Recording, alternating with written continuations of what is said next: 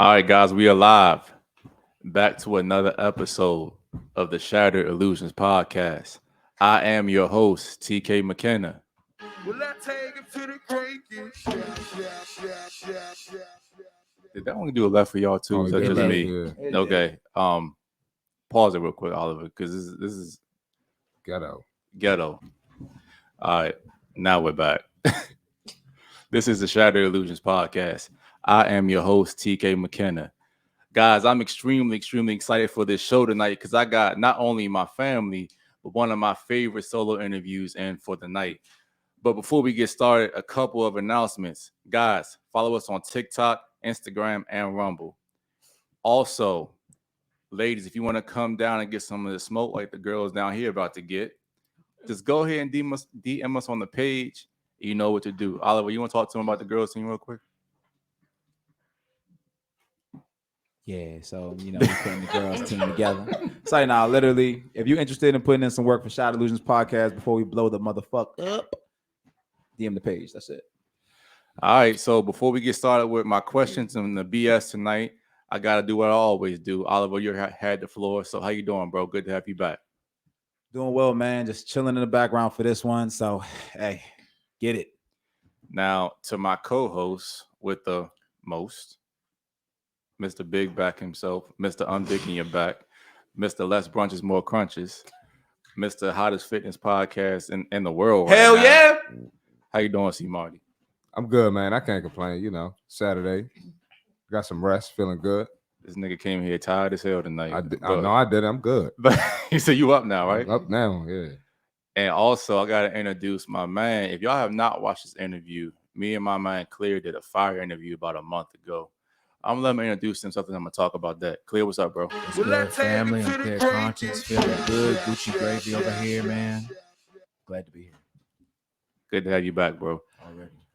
All right. So, ladies, what we need from you guys is most of y'all been on the show before, right? All y'all been on the show before. Okay. So, what we need from y'all is the typical stuff: your name, your age, relationship status. Absolutely not. And we ain't. we going to do for you tonight. How many times you been in love? 2. And we going to start right here. What? Dang, why did I start off first? Sheesh. All right, second off. I go by Nita. I am 31 years old. Whoa. And Hold on. I done messed up. That's crazy, bro. All right. Go ahead. Wait, how old are you again? I'm 31. No way. That's crazy, bro. Yeah, I'm 31. Okay. And relationship status? I am single. Single or single? No, like single. Like I don't entertain, talk, mess with, like single. Didn't we? You know what? Stop the cap. Anyway, my next lady, go ahead. I'm Nana. I'm 31 and thriving, so don't put the noise on. And you a hater, right? And I'm single. Single or single? How does that work? I'm single as a Pringle. Single and ready to mingle. Stop the cap. Oh, Are you serious? All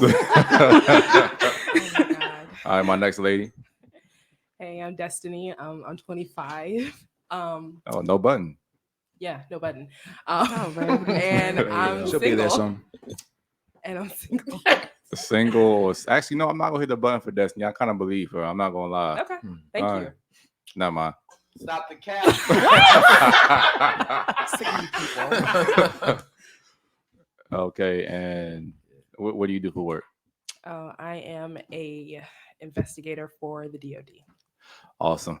So, guys, we got a fire show tonight. I'm gonna go ahead and start it off. We're gonna start easy and kind of work our way in. Before I do that, Clay, you want to tell the people you got anything going on, any new projects, anything? Well, the project that I spoke about on the last interview, strictly for me, that is still on the way. I'm still working on it, and it is coming very, very soon. Maybe afterwards, if we got some time, real quick before I dip out, I'll let y'all hear a couple of the joints because I'm about to drop the first single soon. Still him. Let's go. And that's already mixed and mastered. So Oh, bro. I'll let y'all hear that. And maybe another joint that's not mixed and mastered yet. But please let For us sure. know how we can help you. And when you drop, let us know so I can put the description and all that download information in our description. for sure. All right, ladies. So here's the first question of the night, and I'm gonna start off very easily. We've seen this kind of word going around lately, talking about Oh, brother. dudes that are giving girls the ick. Y'all heard that before, right? I haven't. You don't know what the ick means? It's basically like something that a guy does that turns you off innately. It's just like weird. Oh. Y'all Okay. never heard Okay. of it? No, I mean like cringy. You mean like that? You Oh, never that's heard of weird, girls cringy. say? I'm The ick? surprised. I never heard of ick. I've heard of like You never heard cringy. of girls saying, "Oh, you giving me the ick"? Y'all don't I heard know? of them saying you I've giving heard me the about that. dick. Yeah. What? What? No. 31 and thriving. All right, so let Oh, me I'm joking. let me make this. No, you're not. Yeah. Let me make this very I'm simple. dead So serious. name me something a guy does that innately just turns you off, that makes you like just kind of cringe. Destiny, what do you think it is? Oh God, it's like when dudes like approach you and like do like I call it the LL Cool J combo. Like they rub their hands together and lick their lips when they're trying to talk to you. I hate that. So That bothers me. brother. Like walking up to me and like just rubbing your hands together, and licking your lips, saying, "Hey," I'm like, "What are you doing?" That's the only thing that pisses me off. Stop Okay. the cap. No, I'm it's playing. No, that pisses me off. I'm not gonna lie. I don't like when a guy tries to press me for sex too soon without getting to know me. It comes off very desperate and it's not organic. You see why dudes pay for it now? We ain't got Oh my time, we ain't got time for that shit. Yo. I'm just Wow. being honest. I'm just being honest. I'm just. Don DeMarco. All right, Love Shanita, Naja. how about you? What's something that a guy does that gives you the ick? I don't like it when guys start asking me for pictures, like literally like 30 seconds after we start, I guess, exchange phone numbers. Like, oh, yeah, you gonna send me some pictures of your phone? Yes. Well, I want the pictures and not from your Instagram or not from your Facebook. Yeah, Like, that's a little. dude, Are you just trying to off. specify? Yeah, like he wasn't like, oh, I don't want those pictures. Like, Yeah, that's a little weird. yeah, Yeah. all right, Yeah. you better get blocked, bro. Like, yeah, no, I don't like Right. that. All right, let's turn to the fellas. Gabe, Clear. Mm. What do you think a girl does to you that kind of makes you turns you off? Well, I'll say this. Okay, so I have a girl now, but so when I was, dating other girls for me and her became official and everything, I'll say just like a girl. This is just the first thing that's coming to my mind real quick. Like for me, when I'm going like on a first date or something like that, I'm unapologetically I'm taking you to a happy hour or something. It's like you have to earn like me spending some money on you. You feel me? So if a girl like has a problem with something like that off bat, I'm just like, cool, I'm great. Like, you know what I'm saying? If she has issues with that, I'm like, cool, great. Like we can go our separate ways. I already know that you're not what I'm looking for off bat. I like that, bro. CmartyFit, what you got? I got two. Oh, Probably one when she like trying to get some money, like when I first Facts. a lot of girls do that shit. I know the girls don't believe it, but that shit happens. And then probably I got a busy schedule. I work a lot. So when you complain of like if you maybe not complain, but when I see that you don't fuck with the fact that I work a lot, or you try to insert yourself and like you're more important than my work, and I'm first meeting you, I think that's a little red flag, a little ick for me. So I'm gonna piggyback off both of what you guys said. I'm kind of with y'all on the same thing. Like when the joint's asking me for money immediately, that kind of raises me a red Right. flag for me. And I kind of find it funny that women have no problem asking you for like, attention or time or money. But when you flip it to them like, hey, if we're going to be doing this time, attention, and money thing, how about some sex? Because that's our equivalent of what we want. I feel And then when we ask them that, they kind of get offended. Like, how could you ask me that? I just met you. Right. Well, I mean, you just met Met me. You me asked and me you for asked- money. So, I mean, why can't I ask you for sex? or you just met me and you want me to take you out to an expensive dinner. I'm like, bro, you gotta earn that. You got to earn that, You gotta definitely. earn that. But I think that most women are not really used to earning things from guys because most guys give what we value, what we have to give them away so easily, which is our attention. Our attention is valuable to women. And with so much social media and guys just being simps, we give it to them for free to the point they don't value it anymore. And I use this example all the time. It's like scarcity produces value.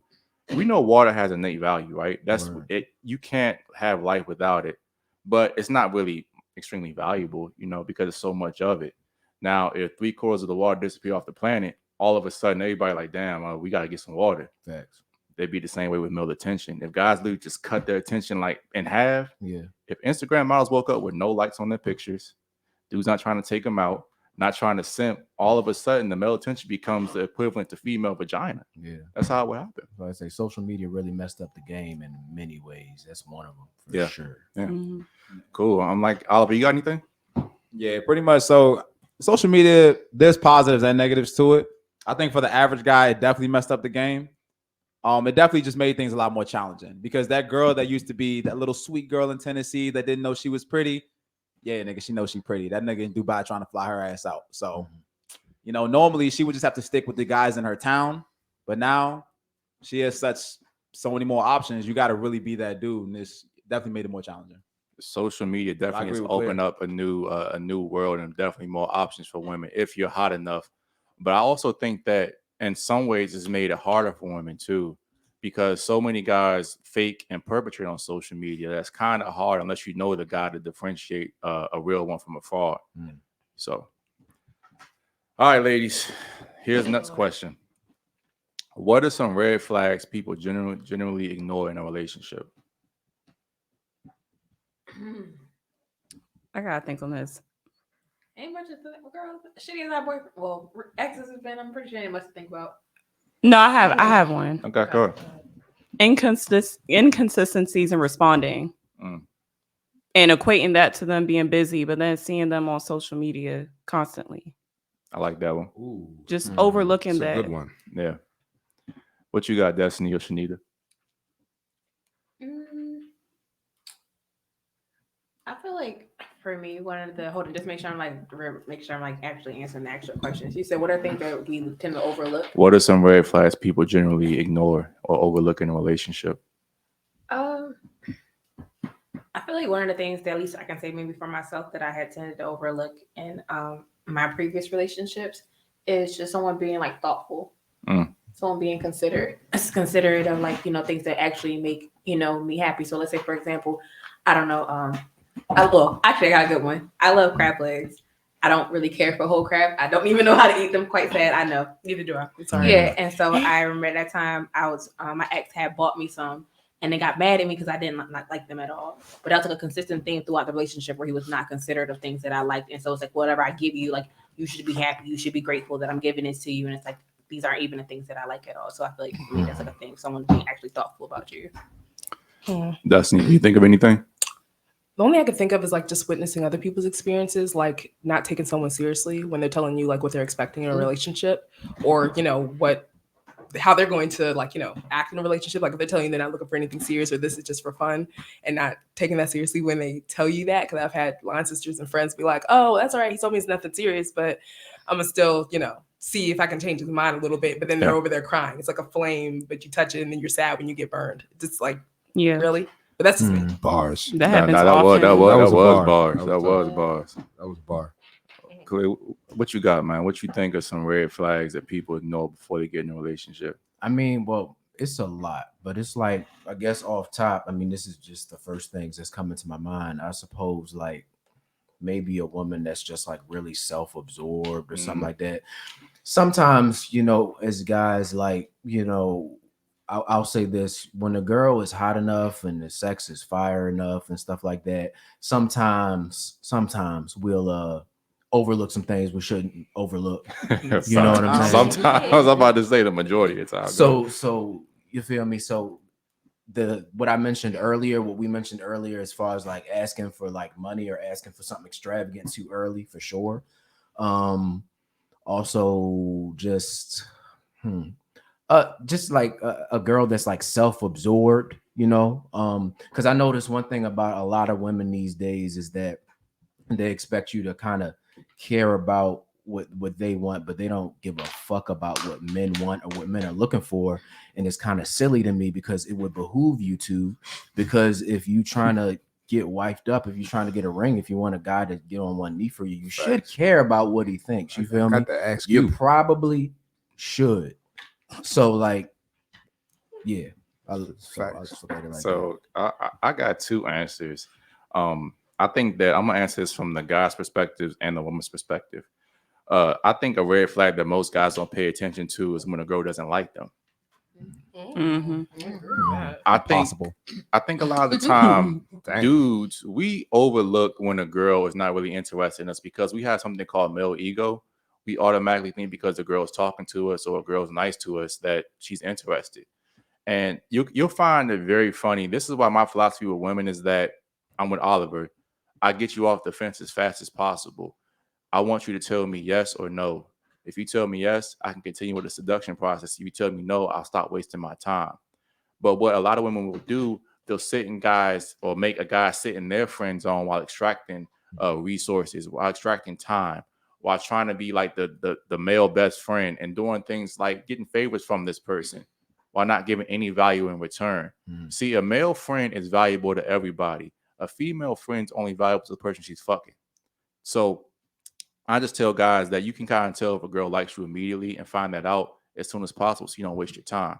And for the women know every single red flag in existence, if I'm being honest, because I hate to say it, but attraction and love for women are two very different things. A woman can be attracted to you and not love you, but very rarely does she attraction can come with some of these negative characteristics, the inconsistencies, not texting back, showing you have other women. Unfortunately or fortunately, that arouses women. And when you kind of get the I look right at her too. am I lying about that, Destiny? What? I'm sorry. Arouses? Yes. It's the Trigger. It's not You got a trigger button? But I just, No, I don't. oh my God. Like seeing, knowing that you have other women is, no, that's not, no. What do you mean I when don't you say like that. Arouses women? What arouses That's women? not arousing. Good day. I don't like being a groupie. That's Listen, called being a groupie. Wait, That's okay. not me. No, That's no, not being a I groupie. I understand don't- what he means. Are you Yeah. talking about other women going after the man that you like? other women seeing your man and wanting your man and wanting to sleep with that man is attractive to women. It is is. attractive. Some women, Yeah. It is. I wouldn't say aroused. That's why I was like, that's not the right. What's the difference? Ladies, It makes them It's not come for off me. more desirable because you want. It's like, oh, I got the trophy. Mhm. It's also a female ego thing. Yeah. It depends So- on the female. No, I mean nobody wants a guy that looks like shit and doesn't have anything going for them. So a lot of times, if you have the guy that has their shit together, then it's like validation that other women want him. I don't know about me. Bars. So I think let's go back to the whole arousal thing. And there are some things that just innately give women tingles. Like there's some things you might not like, but you're attracted to, which is like the things like inconsistency, being a little bit toxic.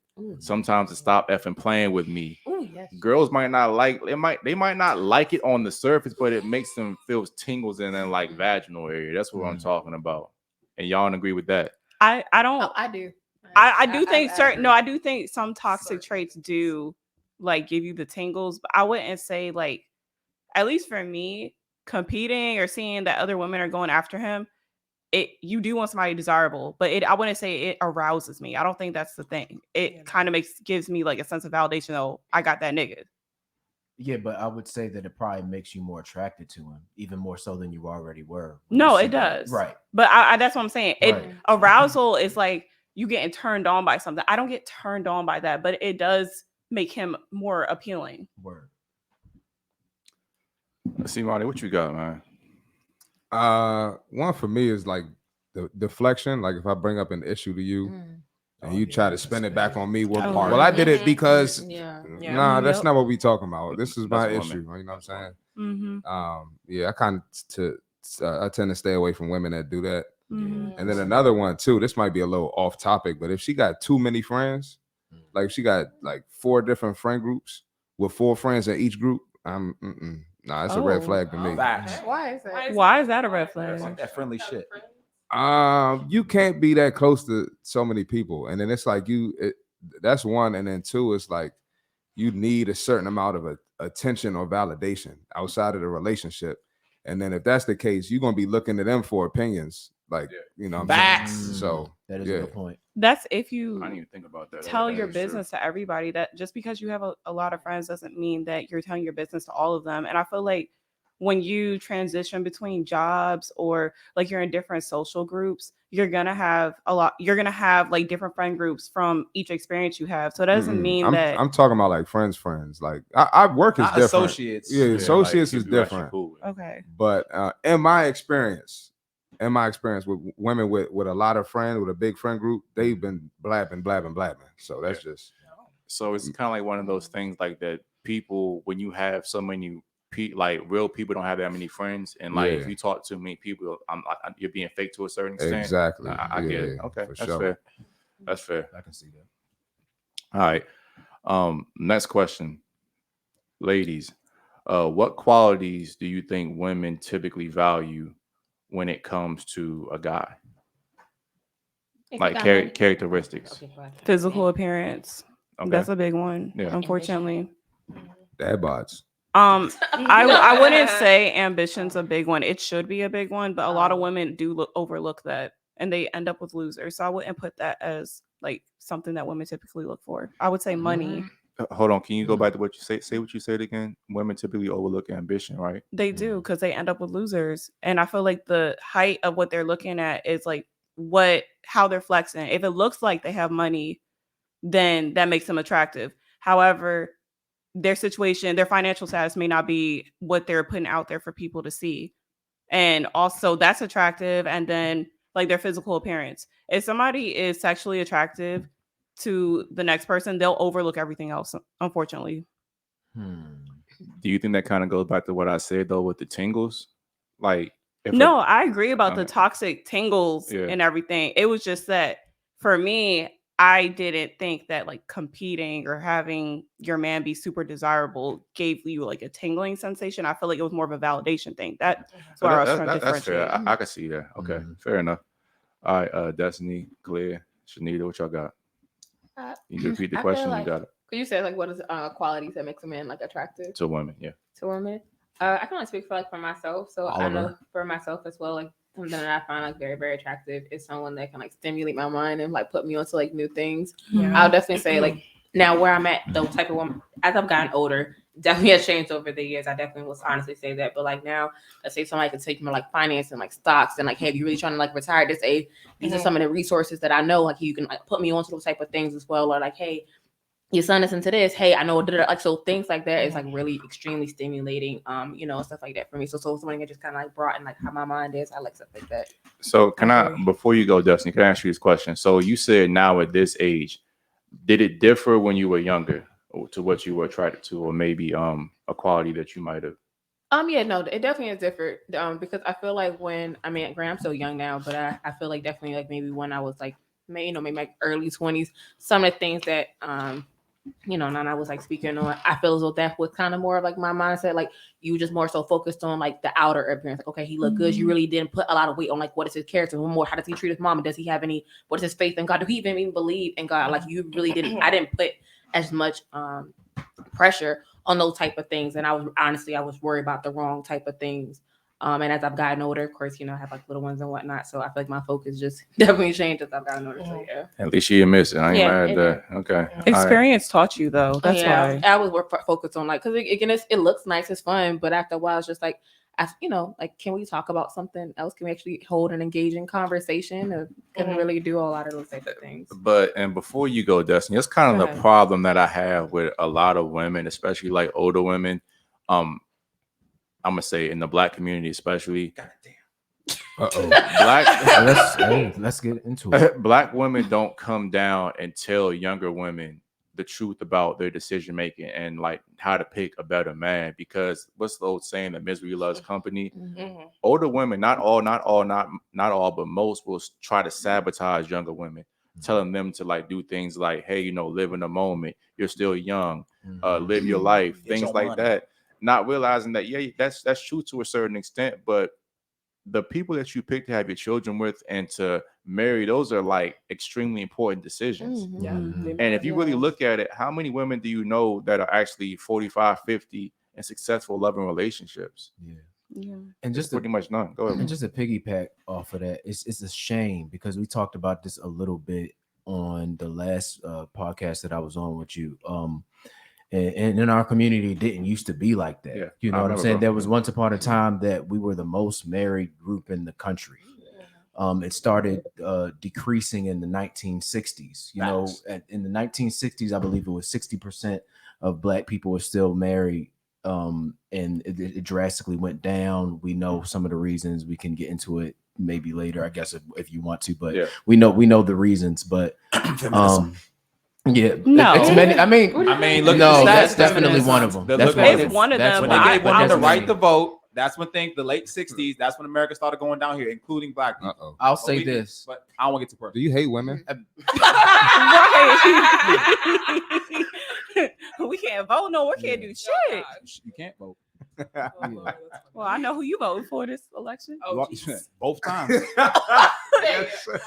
My nigga. I'll say this. I think it's just it's a combination of things. I definitely feel like feminism is one of them. I feel like what is it? Government programs, and essentially one thing that we don't talk about in the Black community. We love to talk about, you know, the men of the community that aren't taking care of their children and stuff like that, but we never talk about how essentially when a lot of these government programs came out, effectively many Black women chose that as their man. And that is one of the big things that helped destroy the Black family. There's a lot of other things that destroyed the Black family, of course, you know, crack, of course, mass incarceration. Those are the things we talk most about, but we don't talk enough about those two things, like feminism and like the government programs and such.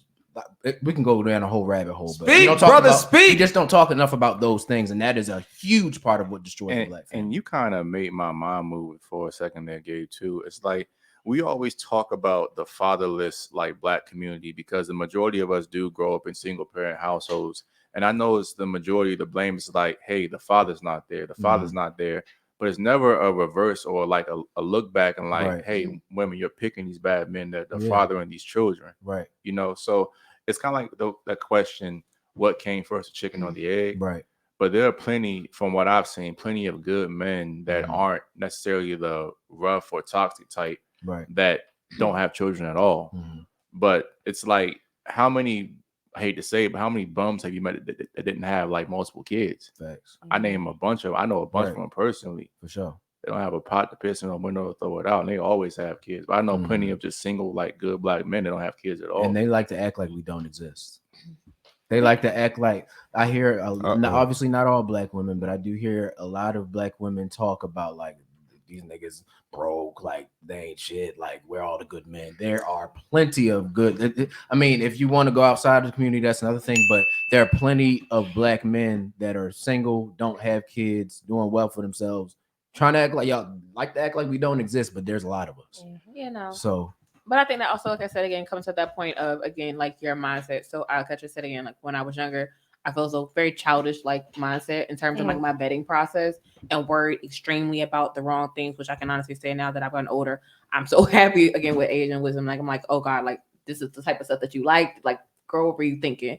So I think to that particular point, yes, some of the hardships we do bring upon ourselves for some of the things that we find attractive in that should not really be all that attractive at all. But hey, just being realistic, we find all things attractive, and then unfortunately, experience is our teacher, and then also as well, sometimes we also bring about children in them situations where at that point, you know, we sometimes I feel like just that continuous repeating cycle, unfortunately and whatnot. But I know for myself, I definitely try to talk to those around me by trying to be very transparent about my own personal situations, and by just being vocal, saying like, hey, these were some of the I wouldn't say mistakes. I'm very thankful now, but again, if I could do it all over again, hey, I would definitely, you know, move a lot different and probably choose better type of men. Or even then, just like I know my mom, she always said like there will be men that's like really into you, and you won't really be all that into them. You can always just find something like, oh, I don't know, too short, or but he could be a really, really great man. Like I know, like my aunt, she was looking for a husband, and she said all her friends were getting married, and after a while, I get kind of point to it. She was like, dang, like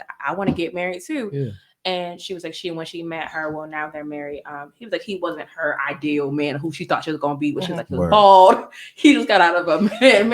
And she was just saying like, no, this can't. And I think she was purposely looking for reasons like not to like him. And it'd be But a lot he of just dumb talk stuff. about that. Yeah, We she was literally just talked about purposely that looking last night. It'd be a not little to dumb. like him. And he honestly, well, again, she was like, she's so happy that she decided to be with him. She's like, he treats her like a queen, which he does. He treats her amazing, even though because she used to be real big on like, oh, he got to be this, like this, he got to be a 6 foot. He's nowhere near. He's like 5'5", and she'll say like, I love my little short husband. I love him, and he's like, he treats her the best, and he adores the ground that she walks on. So I feel like sometimes we be so caught up. Oh, he got to be 6 foot. He got to have a 6-pack. He got to be. That's saying you got it. You want someone that you're attracted to clearly. But I feel like sometimes we just be so caught up in the wrong, and we could really be blocking our own blessings because we're so caught up in our own ways. And like that's a nice story, Shanita, and I really think it is. But when I hear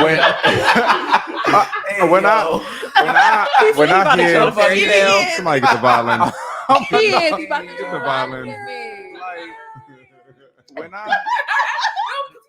When I hear that, it's just like I can't even process all that horse shit. And Oh, like, wow. Oh, you going hard.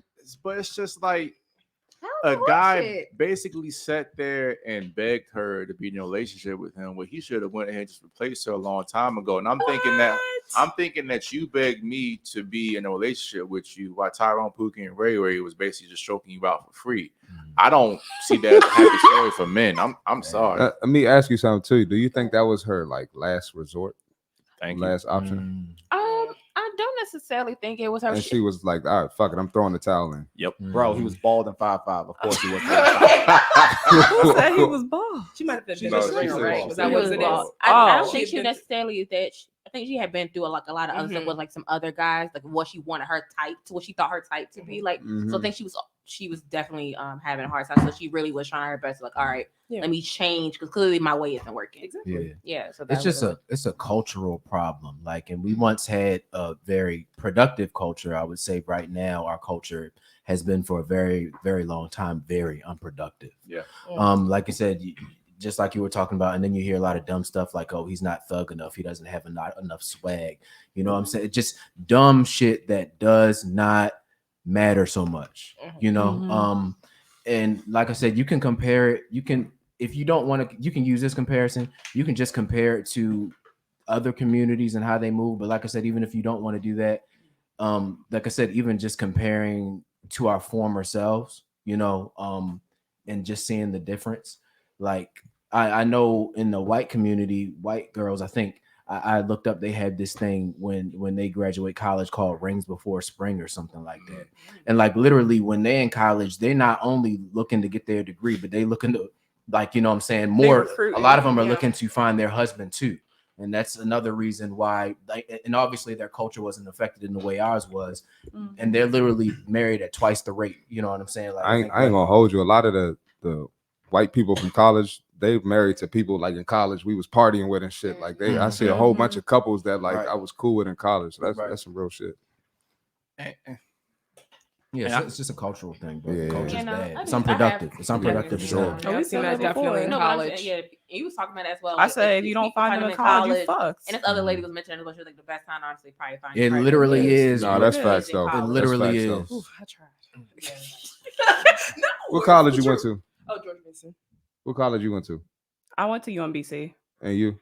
I was a copping. Yeah, I went to good schools. I don't know about copping. Throwing shots. It's better HBCU. It's like, now let me stop. I'm playing. I'm playing. Car stolen. So Well, dang. hey, listen, this nigga Oliver. So Destiny, you didn't answer the question. What qualities do you think women typically value when it comes to guys?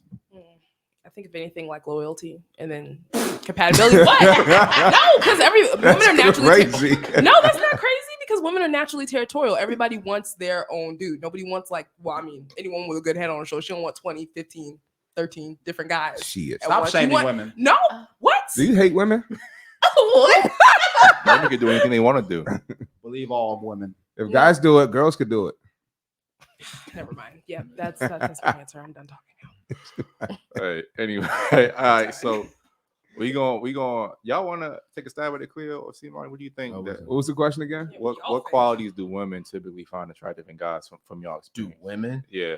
Okay, I mean, Or we could do what qualities should women find attractive in? I like well, that which idea. one we going? Oh, Which which one one we- should? Either one, That's what I whichever said, one you women want. Do have should. accountability. Do should? Yeah. You should. I would say should is definitely like you want to make sure that the dude is able to provide. You know what I'm saying? Because like I look at it like this. I wouldn't want my daughter, if I had a daughter, I wouldn't want her dating no bum. You know what I'm saying? I wouldn't say let that be the only thing that you focus on. Absolutely not. But it's just like you want a dude that's like already at the point that he's working towards, or you see that he is like busting his ass and he's on his way there, like he's in the process. You know what I'm saying? So it's just and you want to see evidence of that ambition. You know what I'm saying? So ambition is one big thing. Just qualities of being a decent human being. You feel me? Like just being competent. You know what I'm saying? Just having skills. Taking care of yourself. Those kind of things. I think that even just having as good of a. I know sometimes people's family relationships are different, but I feel like that connection is important too. You feel me? It's just like, and that's just to name a few. But then when you get to if he happens to have swag, you feel me, or like all those extra things too, great. You Yeah. feel me? But these are like the things that are more important to look at. Mhm. You feel me? So What you think, CmartyFit? Definitely like discipline and structure, work ethic, and probably like vision. Because a lot of guys who don't have any vision, they have no direction. That's how they end up being a bum. So a lot of if you see a guy, he might not be, in the ideal spot where you would like a guy to be, but if he's working hard, he's getting up, he got some vision, he's working towards something.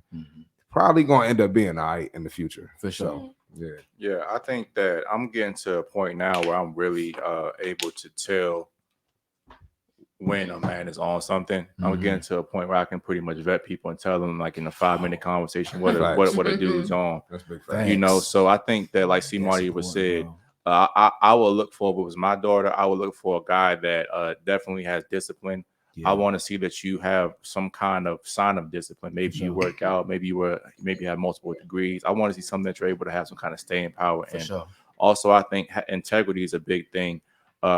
Every time I meet somebody that I'm dealing with their parents, I always tell them that I'm not a perfect human being. I'm very close, but I tell them I'm not perfect. And I say that don't hold me to a standard that you don't hold yourself to. Right. And I realize that we all gonna make mistakes. And a person that can make a mistake and come back and actually genuinely say, I'm sorry. Right. That's really a big one for me too. Accountability. And also emotional intelligence. Right. Just a person that can articulate his thoughts. Right. Not really be rageful and kind of act out off being emotional. Right. Those are things I look Logically for driven. as a man, just for my daughter if I had to. And that just goes into real quick. Just like the importance of like fathers and stuff like that. Like in our community, we often downplay the importance of fathers. Like you'll literally see on Father's Day. I mean, I've been like on hiatus for some time on social media, but I don't think much has changed. You'll literally see Father's Day come around and women posting, I'm the dad and the mom, and I'm just like, bro, you feel me? So it's crazy. It's that downplaying the importance of the father real quick. Bro, and you speaking facts. I mean, the father is going to be that first line of defense because as we see, women are they more likely pick off of emotional. What makes me feel good in that moment? Yeah. A father's going to come through and say, look, I can tell in 2 seconds that this man ain't on nothing. Right. And I always tell women this too. Like, I have no problem with a girl messing with a toxic guy because let's be honest, fellas, we all dealt with some kind of toxic woman in the past. Those are the ones that have the best sex. It's that fun, that dopamine hit, that rush. Right. But where my issue comes when women see these men and don't, what I say, get in and get out. Right. They want to have kids with them, marry them. And when this guy showed you multiple red flags, have sex with that man raw. Like, there's condoms. If you want to have sex with the guy, go ahead and do it. But don't make this your long-term parental investment. Why would you do something like that? It's asinine to me. Anybody else got anything? I mean, I do think the presence of a father is very important. I think a lot of times people emphasize how important it is for boys to have their fathers in their life, but I think it's very important for little girls as well, because they're the first man that a little girl's going to fall in love with. They're the ones who set the example of what they should look for in a man. Right. So I think without them being in the household, it doesn't just affect teaching a boy how to be a man, but it reduces the stability of the household, and it shapes what women are looking for in the men when they grow up. Cool. Okay, so let's go ahead and reverse it. What qualities do you guys think that men look for in women when it comes to a relationship? Respect. A baddie. So,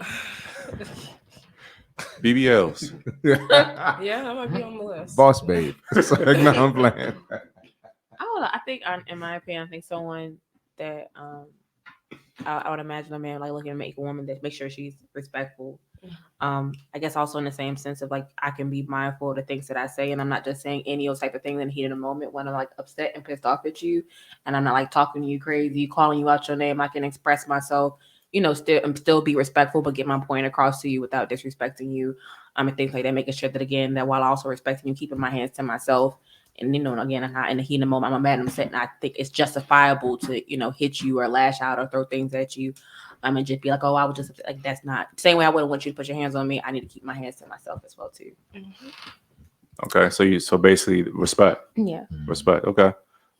Destiny, what you got? Okay. I think that most men, they want someone who's basically a nurturer. This is the woman that might be raising your children. This might be a woman that, you want your daughters to model themselves after. You want a teammate. This is the person that you're going to be sharing your life with, somebody that's going to be working with you. You want somebody who can be able to think critically and just work with you as a woman and just of course, be submissive to you as well, because you are the head of the household. So she's going to have to be able to follow you. And also somebody who can also put in some 2 cents every now and again to kind of help you lead. But yeah, that's what I think they're looking for. No, I won't need that. This is I like how she articulates For herself. sure. That was good. I like that a lot. Yeah. Just bump. Yeah. What you got, Nana? I was going to say the same thing as Destiny. In addition to, obviously, they want a woman who's very attractive. They want a nurturer, because men like to lead. They want to, when they're at work, they want to come home and know the household is taken care of, the children are taken care of, and that they have something as simple as a meal to eat from working all day. They want women that can help them lead and bring things to the table as well. They don't want, I think a lot of guys like smashing women that they find attractive, and that's why they take them out on these expensive dates. But those are a lot of times those women who have those as their credentials or their prerequisites for giving a man coochie. Those are not the women that men put value in or typically want to wife. They want somebody that can help them build, and they want somebody that they can establish a life with. So I would say a nurturer. Okay. You already know what time was clear. What you got? So real quick, I would say, all of what you guys said for the most part, pretty good. Definitely, you have to be attractive to the dude, because that's really how you get in the door. It is. But then other qualities obviously are very important. Respect, very important.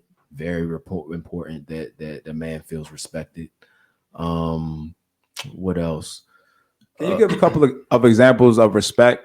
Because I think respect is kind of like a vague term, and some people don't, they look at respect differently. So can you give a couple examples? I would say following his lead, submission is a form of respect. I guess just not what you're seeing out here a lot, just a lot of disrespect of what I was talking about on what's the word I'm looking for? Just the degradation of the man's position, even when I made the Father's Day example, So it's just, if I could come up with some off top, that's just what I'm thinking about off top. More will probably come to me later. But yeah, I'd definitely say attraction, respect, not getting around. Is a big one, So that's just a few things. More is gonna come to me, but that's just off top. That's what I got. What you got, CmartyFit? Yeah, respect is definitely a big one. Like anything your partner feels uncomfortable with. Like if he don't want you to have your ass out, you go to girls' night. You shouldn't have your ass out. Yeah. But a lot of women be like, I wear what I want. Ain't no man telling me what to wear, and it's just like I think that's just totally disrespectful. And then you kind of hit on it too. Like if I have a daughter, would I want my daughter to be this? Would I want her to teach my daughter the same mindset, the same type of discipline she has, the same views?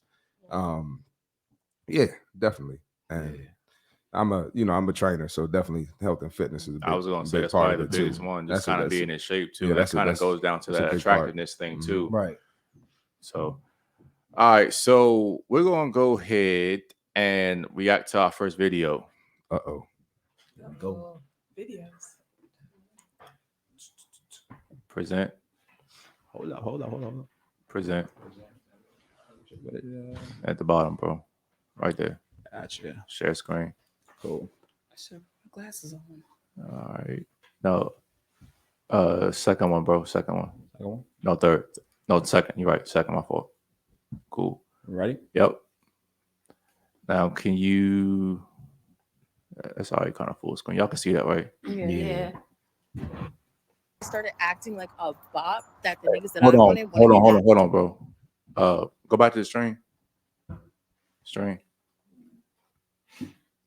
To the actual stream, bro. Stream yard. Pause it real quick. Pause it. Back. Okay. Now go back to the screen. Is that Aubrey stomping like that? Hit. All right. Ready? Go. When I was sitting at home with one body, literally my body count on one, waiting for a text back, being loyal. Like I'll make food for the man. Like I'm waiting for you to come home. Just text me back. Like literally, I was the nigga worst enemy. He don't like me. You don't want to talk to me. All this. When I was outside, popping out in music videos on the scene every night, with all the baddies twerking, showing my body, acting crazy, getting drunk. Now the nigga want to blow my phone up. Oh my gosh, like, why don't you ever hit me back up? Like all this and that. And then they post on Instagram that they want a homebody who stay at home, a girl with less than 1,000 followers on Instagram, all this and that. Like, no, you don't. Mind you, I said acting like a bot. Don't actually crash out about these niggas. Like, don't run up your body count for these. Oh my All right. God. Good morning. Stop it. All right. Stop sharing. Stop sharing. Stop sharing. Up top. Bro, no. Right here. All right. So the reason I played this video, guys, I was talking to not only Naja the other day, but my other friend, and she was telling me how when she acts like a traditional woman, she stays at home, she's like chill, stuff like that. Niggas give her like her ass to kiss. But when she out turning up at the club, everybody blowing the phone up. So ladies, do y'all find that both men and women need a little bit of toxicity for the attraction to stay there? And before I do that, I got to introduce somebody very do you want to call you special? Yes. Anyway, Kay, introduce yourself to the people. You know we need your name, your age, occupation, and what do we say? We doing how many times you been in love? Who knows? Just say something. Go put the camera on her. Everyone. And to the mic, I'm Alec, you bang. Kayla. Hello, everyone. I'm Kayla, or K Marissa, as you can call me. I'm 30. Wait, how old are you? I'm 30 years old. He did to us all. Really? Okay. Yeah. Okay. I'm an esthetician, singer, songwriter, entrepreneur. And what was the last question? How many times you been in love? I would say like 3 times. I would say. And were any of these men a Tyrone, Pookie, or Ray Ray? Oh, absolutely. Hey, yo. I wanted to say absolutely not, but players fuck up too. So Players. Girls is players too. Shout out Lola. Shout out Army. Y'all ain't nothing about no players. All right, so back to my question. We're gonna start with Destiny, work our way around. Because you gotta start. So do you think that both men and women require a little bit of toxicity to stay attracted to their partner? No, I don't think that you need a little toxicity to stay attracted to your partner. I don't. That's the problem with us nowadays. Like, stop romanticizing toxicity. Again, the flame. Stop touching the flame and then be sad when you get burned. We have to start exercising healthy relationships, okay? Like, seriously. Like, I just don't understand the whole toxicity situation. Again, these are people that you're having children with, and your children are learning how to be toxic, and it's just a cycle. You know what I mean? Like, I like not to put my own personal business out there, but my mom was in a toxic relationships with my father. I witnessed all of that, and I'm literally like terrified of that happening to me. So again, I'm trying to break the cycle. You don't need that to have a relationship and keep it ongoing. Why rely on something that's negative to keep a relationship ongoing with that person? That's just me. But hey. Go ahead, Nana. What you got to say? I think that sounds good, and we should break the cycle. It sounded nice. Realistically, I think it's that forbidden fruit aspect. Thank you, Naja. And I think if you're too accessible on both sides, then it makes you less attractive, unfortunately. And then sometimes people equate you caring very deeply and pursuing somebody as clingy, even though you're acting normal. They just go at like men and women go after what they can't attain. Claire, what you got, bro? Wait, when you threw accessible in there, I was trying to figure like that part out. I mean, me personally, I don't know. I done dealt with a lot of crazies, man. I don't want no more crazies. You know what I'm saying? Like, I'm with a girl right now. She's pretty chill. She got probably the most sense of any girl I've ever dated, to be honest with you. And I doubt them crazies, man. Look, I'm cool off them. So, yeah. So that's how I look at it. I mean, and even when I look at that situation, really, I look at it as one of two things. Either she picked wrong or he just couldn't appreciate that, because like that what she was talking, like that's if that's actually truth, what she was saying about herself, that's a nice situation. You feel me? If that was actually truth for about how she said she was moving. Big if yeah. So okay, what you got, Shanita? I mean, while I agree with what everyone said so far, that while you shouldn't sit up there and continue within a lot of toxic ways, I mean, just being honest, even for myself, that during the time when I was like, dating and entertaining people, sometimes there were times where I would be toxic. Sometimes there were times where I know, all right, I want a certain amount of attention, let's say for my man or someone I'm talking to. So I'm going to post certain pictures, or I'm going to post certain things that I knew I was going to get a certain type of reaction out of that person. So I purposely would do those things so that I could get the reaction that I wanted, or like, okay, hey, usually I'm always in the house, but like tonight I'm about to go out and stay with my girls, and I'm going to only show just so much. Oh yeah, then my phone, that one, and then again childish, but I'll be like going through my stories, waiting, trying to get like that certain person to look, see if they viewed my story yet. Keep real, let's see if he viewed my story. Okay, he did. And then within that time, once I see he viewed my story, them text messages started going, and them phone calls something safe to do. Yeah, and then they over here like, oh, for real, what you doing? Where you at? You ain't answered. They're calling. Like, all right, but you kind of wanted to give you that type of reaction, and that's when you used to get the I'm gonna knock your head behind, between the washer and dry. And like, oh Lord, I ain't get that. I ain't get that before. I know that's a tingle. It kind of toxic, but it's kind of tingle. I have that tingle before. You can't put your Lord. It kind of turned me on a little bit, and I mean, I've done that. Why the SpongeBob noise? Not on purpose though. But yeah. All right, Kate, go ahead and start with your BS. I know you got something to say. Go ahead. I agree. I think the toxicity is just unnecessary. I agree, but I do believe it's normalized in like our music and just the whole city girl. We rap about it, and it's in our music, and it's just normalized, and I don't think it's right. But I have had my fair share of toxic relationships, and I've grown and learned from them. I don't wish to be in a toxic relationship. Like, that's not my goal, but I'm taking those lessons and trying to, navigate through life.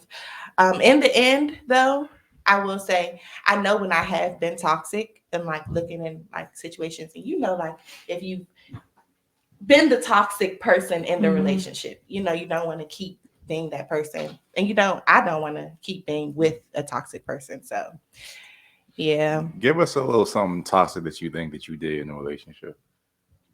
Like Shanita. A little toxic. Let's see. Rated PG.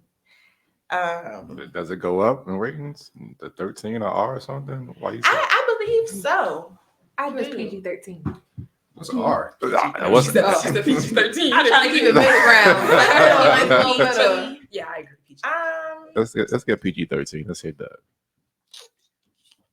I would say like I think Instagram is toxic. I would speak on what you were saying as far as like just posting for attention, you know, or just doing things out of attention, or just knowing like you're doing things out of your norm. Like if you are a homebody and you're going out posting Me twerking or Yeah, whatever. and you And know no your one's gonna piss man- him off, and I know he looking. yeah, like you know your man is busy, but I'm gonna post this and he's Get going his to- attention. Like, that's toxic. That's definitely toxic. And But I've done that before. But to your point, like you were saying, maybe since I forgot who was talking about earlier, like, you know, you want your man's attention, but maybe in flat out, instead of saying, "Babe, I want more of your attention," you'll do that instead to get your man's attention. Yeah, Like, yeah, not right, but that is like a thing I know. I've done it. Yeah. Okay, What? here we go. Oh Lord. Lord Jesus. Before I go, I will say that I think that men also do require a little bit of toxicity to keep the attraction alive. Now, where the thing differs is now, as opposed to back in the day when I was a little bit younger, I would deal with the broken windshields, popping up at your house, things like that. I'm to a point now, toxicity for a woman enough is just being a little bit of a crybaby, being overprotective, like a little bit jealous. I can deal with stuff like that. I'm not gonna lie. Sometimes that does turn me on a little bit. But to flip it on the other side, everything that's toxic turns women on. You can cheat on her. Oh, no. that's You not. can- I ain't never been turned on by that. No. You say what? Who gets turned on by getting cheated on? No. Are you being Oh, serious you know, right I'm now? so serious. Like, you got to expand. I've never like Who you get gets turned on by turned on by cheating on? cheating? Yeah, every cheat on me. Absolutely Man. no. every single girlfriend that I've had in the past, when they found out I was cheating on them, after they were done crying and stuff, of course, they fucked me better than they ever fucked in their life. Facts. It never is failed. Facts. What kind of women is Oh this man, man I'm by? sorry. They ain't make me want to fuck them right away. Absolutely Yeah. not. That don't make me want to fuck you. I'm done. Oh, brother. I think I get what you're saying. All right.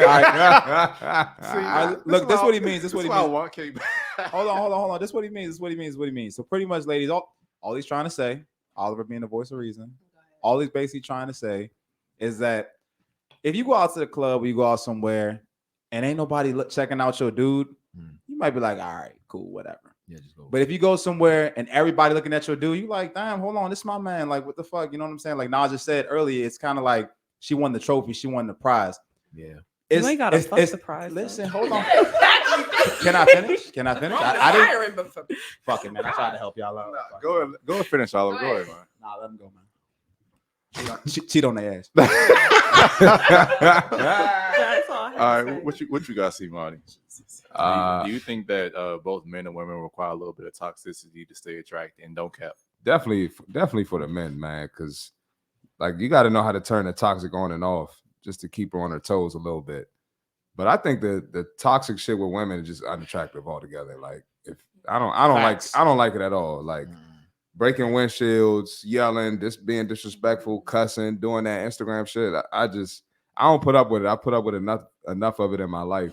You got one time. And Hold on, see, Marty, we gotta keep things a buck here. what? You don't like a little toxicity?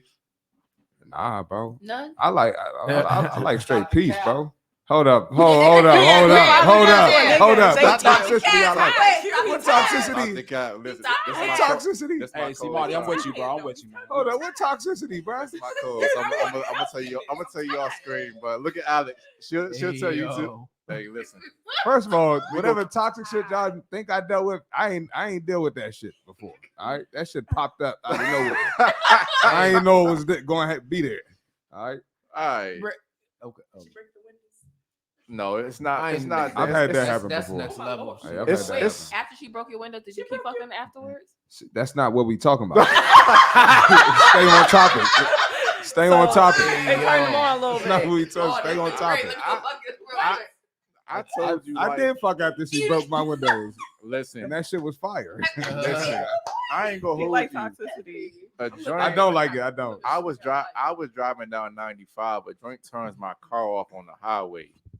Oh, About to shit. kill us, And I ain't gonna lie, that's probably the best XP I ever had. I'm saying it should be fire. I ain't gonna hold you. But after you get that post-nut clarity, You she be gotta like, go. nah, You get her up out of there. Like, And see, I feel what y'all saying because, like I said, I've dealt with a lot of crazies, and I've dealt with some girls that did some wild shit, like what y'all saying, and different, and like still afterwards, still gotta beat that joint. you feel me? But like, it's just. I like to think now I'm in a better place as far as I'm not dealing with that, but like I said, to a certain point with some shit, you got one time, and I'm like, all right, cool. You know what I'm saying? But like I said, I'll say this. That also has to do, I think, what we talked about earlier, like where it's just like, all right, it's cool, but if just like CmartyFit was talking about, I ain't know that you was like that, and then you hit me with that. It's like you automatically go to, okay, now we're not going to be serious. We can keep going this direction though, but like once you start doing stuff like that, like me, like actually being serious with you and like looking to something in the future, that's dead now. Even if we might still, he gets it. And that's the thing that I don't think women really know that they really should understand. Like you. I ain't gonna say that. Like I said, it's crazy. I'm to a point now. I said it before. Broken windshields popping up. I don't like that. But a little jealousy and possessiveness, I like stuff like that. And see, Mario on the same way. He gonna lie on this podcast, but it's cool. We can move on to the next segment. It's all good, bro. I mean, you go ahead, bro. This is your podcast, not mine. I ain't. So listen, ladies, we have this next segment that we call Unplugged. It's typically when somebody writes into the show or asks us for advice. But for this segment, I'm actually going to go on Reddit. And I want you to listen to this question this person had. And we're going to go around the room one by one to give them some advice. And it's going to be narrated by our favorite producer / co-host, Oliver. God damn, man. I wasn't paying attention. What the fuck? My bad. Present. Gotcha. All right. Share screen. Oh. No. Hold on. Wait. Share screen. Yep. All right, the top one. So the title of the post is called "How Can You Meet People Organically Without Dating Apps?" So go ahead and read it, Oliver. And I guess it's submitted by a woman, so we're gonna help a woman out right now. Cool. Good. I'm seriously over this whole Tinder craze. I've had zero success with it. Most guys just want sex or a quick hookup. It's almost impossible finding a legitimate long-term partner on dating apps. I've tried giving signals to guys in public to approach me, but most just don't have the courage to come up and talk to me. Should more girls take the initiative and approach guys in public? People have also told me to join groups that are male dominated, like weightlifting and other sports, but it's just not my thing. What did you guys find success with? Cool. Stop sharing, bro. So I guess we can kind of approach this in like maybe 2 or 3 different parts. Where do you guys find the guys you normally date at? Is it dating apps? Is it cold approach? What do you guys normally do? I'm gonna start with you, Kay, this time. How do you meet the guys you date? To be honest, I don't really look for guys. They're usually like people I know already, like from school, social circle. Yeah, okay. Just mutual interests, whether that be music or something. Anytime I met someone in public, it failed. So I just know it's when you say in public, is it somebody that just came up and talked to you, or yes. Okay, all right, that's fair. What you got, Shanita? I feel like for myself, like some of the people that I've dated, some of them I've met like through social media.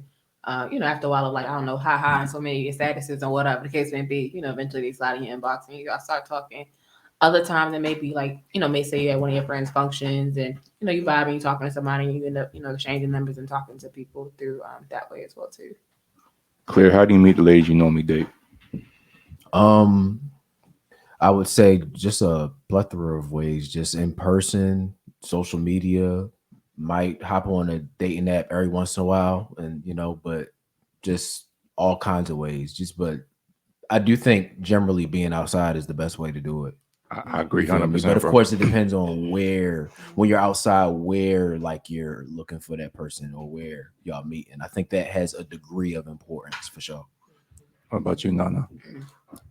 Most of the men that I've met and actually dated were through social circles or like just different events in person. I feel like when you try to connect with somebody that may have slid in your DMs or whatnot, it just doesn't feel as organic. It feels forced. So I would say in-person interactions are the best.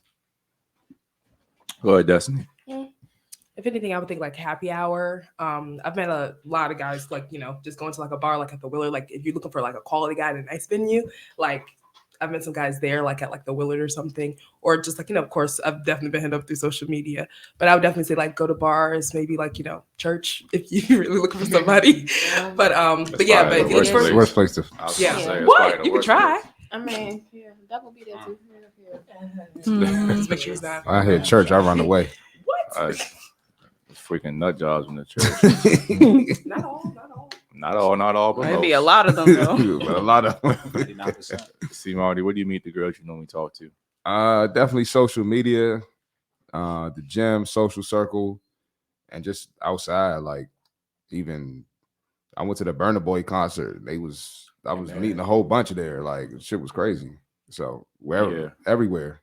Outside for sure. So I'll say this to guys. I'll give advice to guys real quick. You want to treat meeting women like sales. You have people that you meet online, social media, cold approach, dating apps. You want to use a little bit of everything to funnel your leads. And when you're a guy that actually can approach with some kind of decency and be articulate and charismatic, you're going to do a whole lot better meeting random women because most guys aren't walking up to women and doing a good job at approaching. So let's say that you're a guy that comes to an approacher and you're actually good with your mouthpiece, pause. And hey, yo. I said pause. Stop playing. I said you actually good with your words, right? You're gonna leapfrog every single dude that's in their DMs because what do most guys do? They see a girl out, stalk on her Instagram, and then they say, "Hey, weren't you at the gym? Weren't you at the Burna Boy concert doing that weak stuff?" And it's a buffer to rejection, guys. So I just think that as men, it's your initiative and your power to make things happen with women. Women actually have no freaking game, which is why you can see in this girl, her post right there. She was terrified to even talk to a girl. And it's funny, women reject guys so much, but they can't deal with a fraction of rejection that guys actually give. That's facts. That is a fact. It's facts. That is a. You disagree with that? No, I'm sitting here. I'm just listening. Okay, so ladies, let me ask you this: have you ever approached a guy or tried to talk to a guy other than just being hot and existing and looking at the guy or sending a signal like that? Like, have you ever actually gone up to a girl? Okay, I'm not sure if this counts. I laughed at 3 of his statuses. No. You shot the shot. I'm not shocked. No, it's for real. That's my definition of like. I just want to say this real quick. That's a no. I just want to say this real quick. If you consider, real quick, she looked at him. If you consider yourself as a woman to be a feminist, there is no reason why you should feel any type of way about shooting your shot. Facts. If you consider yourself a feminist, what are you doing? Equal.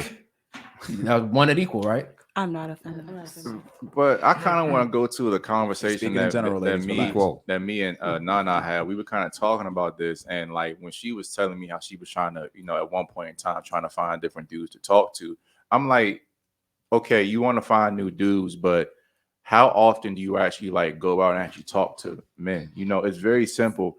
Ladies, if you shoot your shot at a guy just saying, "Hey, I thought you were attractive," I just want to come over and say hi, your shot's going in 99.99% of the time. But what y'all do, y'all wait in a passive state, and that's cool because that's feminine nature. But if you would just take some initiative and go out and talk to dudes, you'll find dudes all the time that will actually talk to you and actually be there, whether you had a girlfriend, wife, whatever the case is, because it's so rare. And most dudes find it very, very attractive when a woman is not in a masculine way, but when a woman can come up and say, "I find you attractive," and a little bit of initiative, that turns a lot of men on. But y'all rather just sit there and just. Oliver in the back might gotta disagree with that one, bro. I'm just saying. Go ahead. Usually me and you agree, bro. I don't know about that one, but I'm gonna keep it silent though. No, go ahead. Explain yourself. ahead. Explain yourself, Walter. Say it. Come on, man. Everybody Go on, say guys, it. Explain keep it yourself. going. I'll explain it later. It's gonna come up. Oh, all right. Okay. All right. So, have you ever actually talked to a guy and like tried to shoot your shot besides looking at Of it? course I have. You But ever- I just leave it like in his court though. I'm like, oh, I like your shirt. And Yeah, there you bro, go. what? I just start the conversation. What? And This he is just insane. Yeah, I start follows. conversations. I throw the Don't bone, ask. and then he takes it, and then he'll be like, okay, That's- get your number. Yeah, That's yeah, a whatever. that's a Not a no. dog. That's a Okay. no. That's not game though. That's just like No, but I leave it to him to follow up. I just throw something out, and then Oh there yeah, you you go. make slide and say like, oh, like okay, like if you're in a story, you say something, it's the start Yeah. of conversation. Yeah, I just and randomly it start a kinda- conversation, yeah, and then yeah. it goes from there. That'll be about That's it. the body That's language not work. like Like, what do you like? When So you the- say game, what do you expect me to do? Like, Ask him So for that's- he means ask him like, Nah, like- directly, like being super Oh no, I don't do directly. No. like being so you super didn't shoot your shot then. like being super direct too, because nowadays like dudes are labeled creeps and all types of weirdos and shit. So sometimes just a conversation, like it's easy for a woman to be like, all I did was have a conversation and he was real weird and creepy. Like, so sometimes dudes just that's not a like, you know what I'm saying? Like it's not a sign. So Hey, Destiny, what if you say you like his shirt, then he started licking his lip and rubbing his hands? I'm like, oh shoot, I got an emergency. I'm leaving. oh wow. That pisses me off. I hate that. Why? Anyway, I'm sorry. oh, why I feel like that K might have shot your shot at a dude before. Have you ever done that? I have, but not in a way where I like walked up to him and like have been direct. I think I threw bones, Thanks again. or for the I bones. smized, Yeah. or Mhm. kind of let him know, look, and then you turn your head, I don't think it's and hard. look, That's it. No, that's it. little That's things it. like Look, she that. looked at Little him. things to show interest, little ways to start a conversation. But I don't think I've ever like walked up to a man and was like, "Hey, like, I I don't feel, think it's hard. I I really really try think to that's enough. enough. give me It's your so number." hard. Like, I really think that's enough. I feel It's like hard to there do. are That's All you really ways. need to do, like all the stuff that all the just that you just mentioned, I really be feeling like anytime you did those things, did a guy typically start a conversation? Yeah, as a exactly. woman, That's that's what I'm all saying. we You just need throw it out. to You do. that's what That's you all we right? need to do. That's it. You It's don't just directly say it's anything. initiating the conversation and Conversation. showing that you're interested. It's Exactly. not Yeah, necessarily smiling. shooting your shot, but you Giggle. laid it Yeah. out for them that you'd be interested and they wouldn't get rejected. So at that point, they should shoot their shot. Yeah. And then I throw in that you're attractive. So. Because I find it too much of like I'm like leading us if Yeah. I'm coming to you. Yeah, like and I don't he who No. finds a Go ahead. wife finds That's a a good good thing. thing. Hello. No, she didn't. Look Yeah. at No, she Yeah. didn't. Yeah, she did. Go ahead. Yes, very much Yeah. so. Bars. Yes, Bars. Yes.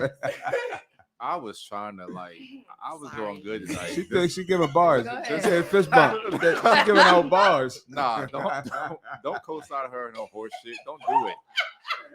I'm not on your side today. No, you normally are. This is what I don't get. Like, what's going on She was here? preaching. Yeah, I felt that in my spirit. Glory. Bro, don't be mad because she got bars on your podcast, bro. Listen, we Come was on, all man. we was all singing Kumbaya till she came down here. Just fuck the vibe up. Really? She turned us up, bro. She turned us up down here. Wife find a good thing. Yes. He who finds a virgin finds a good thing. What? Who said that? How many of y'all that? Uh-oh. I'm sorry. I thought we was in the Bible. Talk about y'all. I'm just saying. I thought we was in the Bible. Boy, he chooses man. violence. Yo, They they, choose violence. tonight. Ladies, you, Choosing re- violence. you realize everything that you're saying is not game though, right? That's just like literally just putting it's I'm not. sorry. Excuse me. I didn't mean to interrupt. Please continue. No, you're good. But it's just like you're saying, like, hey, your skill is your beauty. You see what I'm saying? Like, that's how you get guys to come over there. So you don't have game. You say, hey, I'm going to get a guy to come over with his skills, and then I'm going to basically try to seduce him or talk to him, whatever the case is. Hoping It's a strategy, so that is Catches a hint. Yes. That's not a game. that was though. crazy, bro. if you're sitting here, you y'all- really don't like this dude's shirt, you don't like his shoes, you think he a bum, but you still compliment him because you want to talk to him because you think he look cute in the face. And Wait, you could I'm change trying his- to. I'm trying to understand. So are they trying to prove that women do have game? Is that what they're trying to do? I think they're no. trying to prove So y'all, that. are y'all, No. are y'all, That's how are we- y'all how in we approach. agreement? That's how we approach. No. That's how we approach by doing those activities. Okay. That's their way. Yeah. That's our way of shooting our shot Right. without actually Yeah. asking directly. Okay, Yes. so I guess that's a good clarified question. Do women have game, you guys think? Generally, no. I think so. I think so. I mean, well, it shows up. It depends. It We're depends the on the- game It just depends on the changers. female, but yes, exactly. It's not. And it's Bars. not. It's not really co-signing this shit. See, Marty, damn. I would I would say no, like not in the traditional sense that we do, not at all. We don't have to though. Of course, That's of why. course. You're We don't have Right. to. Yeah. Because y'all very direct. But we Sometimes changed the it's too game. much. But We dictate the trajectory of how things work out. hey, okay. But see, I lost my point with it, so. I know, just so much horse shit, right? It's just like y'all. Okay. If y'all think y'all have traditional game, just answer this question, ladies. How would you get or keep a man without your looks or your vagina? That's impossible. Y'all love with y'all eyes. And listen. But there's more obviously to keeping a relationship going with a man than with those things. So what? Supporting So I think you're saying, how would you do that without your looks, without sex? How else would you do it? Do you already have them? So you saying keep them once you already have them, and then Get and or keep a man without Can your you looks pick or your, one? no, Pick one. no, it has to be both To because To how get can- them? yes, To get them, it gotta be a little different. how would you get them without your looks or the promise of possibly having sex? Right. That's the You looks just is have how you like get your in shirt. the door. It has to be attracted to you. That's how you get in the door. that's on both sides though. Yep. Cap. I would say it's a little. It's generally on both sides, but I say it's a little. I kind of look at it like this, right? Yeah, attraction is important on both sides, but I think men are more visual, even though women are, visual as well, but not to the extent as men are, I believe. I think with women, you start to look more at what the guy has going on more so. So I think that takes more of the lead usually. But that's like after you get to know them. If we're talking off the basis of just meeting somebody, it's always going to be that physical attraction on both sides because you don't know them yet. Okay, until you have a conversation Yeah, and then y'all man. ask the questions that deflecting the y'all question, ask. bro. She's deflecting the really question. is, and like I'm not. I'm trying to. If you at first you said keep them, but we skipped. Let's take the keep out of it. How would you get a man without your looks or the promise of possibly having sex? So the answer you want us to say She's is a vibe. that It's her you vibe. want us to what? It's because of her vibe. She's a vibe.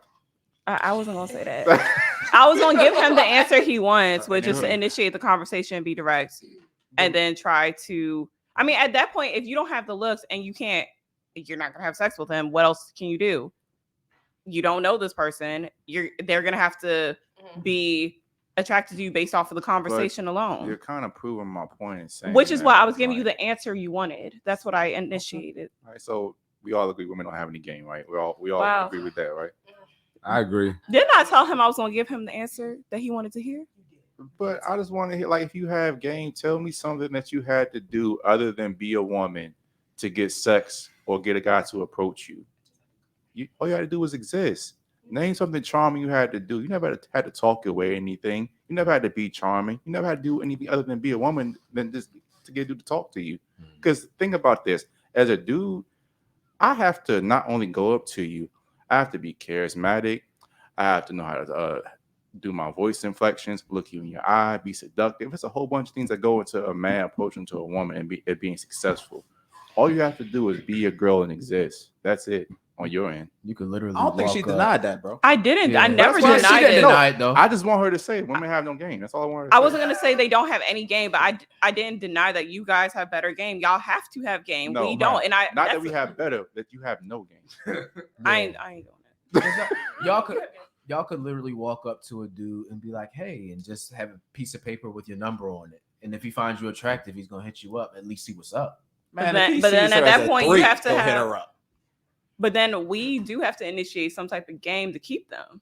What game you gotta play? To keep. Well, Equality. You have to bring something to the table right, at but that that's point. not what that's you, not game though. That's just qualities. no, That's not game. no. You have to be the same way. Nita was saying that they should be attentive to us. We need to be attentive to you guys. So that's a part of playing the game. Playing the game versus It's the not- game we're it's talking not the about. same thing. Yeah. But like, you see what I'm saying? Women are masters of double talk. Like they literally They will. love. Oh, They my literally will God. say they will avoid the question. I answered your Anything, question. anything does not answer it. she's talking gibberish, bro. How am I talking gibberish? I asked him. In all fairness, though, we do as male and female Like we do play two different games. So male game is usually getting the woman. Female game is usually keeping the man. Isn't that what I said? Yeah, correct. And that's what I'm trying to like thank clarify. you. I'm trying to clarify that. Thank know? you. I- I thought I clarified it. Right. Yeah, It's just yeah, that bars. Q wanted you to say outwardly that women don't have game. But I'm not They gonna can do try to that. they have their game. So I think that's what we're saying is their game is more. It doesn't really involve. As far as meeting a man, their game doesn't involve much. If that we in the yes, and I agree. Right. But that's not y'all. their game though. Their game is keeping the man. Right, but I think I think the conversation we were initially having was talking about how women meet men and if they were Right. if they were interested. And I agreed with y'all. But however, when he said we Right. don't have game, that's when I said we do have to have a game when it comes to keeping the man. Y'all have to initiate it. And then throughout the relationship, at that point, it's more, especially nowadays, men don't be courting after a while, especially once they get some sex. Yeah. Like, it's a game for us. Wait, why should he court you after he gets the sex? All right. Nas, I tried to help you. You just said that your job is to keep Why us after sex. Why should he court you after that? It's your job to retain us after sex. So y'all don't want a relationship? Y'all don't want to continue having No, sex? no. So when you can hit one time, you don't want it no more? We're gonna have I'll sex be with fine other with that. women. Yeah. Oh, okay. Well, We just keeping it 100, Najee. Yeah. You know we love you. But I told you, I say all the time, I tell women this, that I don't want only pussy unless that's all you got. Facts. So if you want me to stay around other than just sex, provide me something other than just vagina. So Right. if you had sex with me, I've done my job to that point to make you want to have sex with me. At that point, the contract is over with. but y'all be doubling back and spinning the block when it's fire, so that's not true. Well, Or they can't get nobody else. I was gonna say most dudes spin the block because one of the ease of access to you, and most women they rather would go ahead and fuck an old body as opposed to fucking a new one. So I know that if I had sex with you at one point in time, it's easy for me to go out and have sex with you again as opposed to going out and try to find somebody new. Because like Shorty said, you ain't trying to run that body count at. Facts, That's bro. true. Facts. But then the contract's not done because you still have to, if you want that woman to remain accessible, there's still something on the back end that you have to do. It's not done. I mean, you can sell her a dream. Yeah, you could lie. John, go ahead, Dustin. Question. I'm just raising my hand. How do y'all do that? How do Do it. y'all we have go. basically? Shut up. Anyway. Shut up. Anyway, how do y'all do that? How do y'all have like sexual like relations with someone and like there's no emotion attached? Y'all just giving y'all But life she got a up to fat this ass. person. That's how God made us.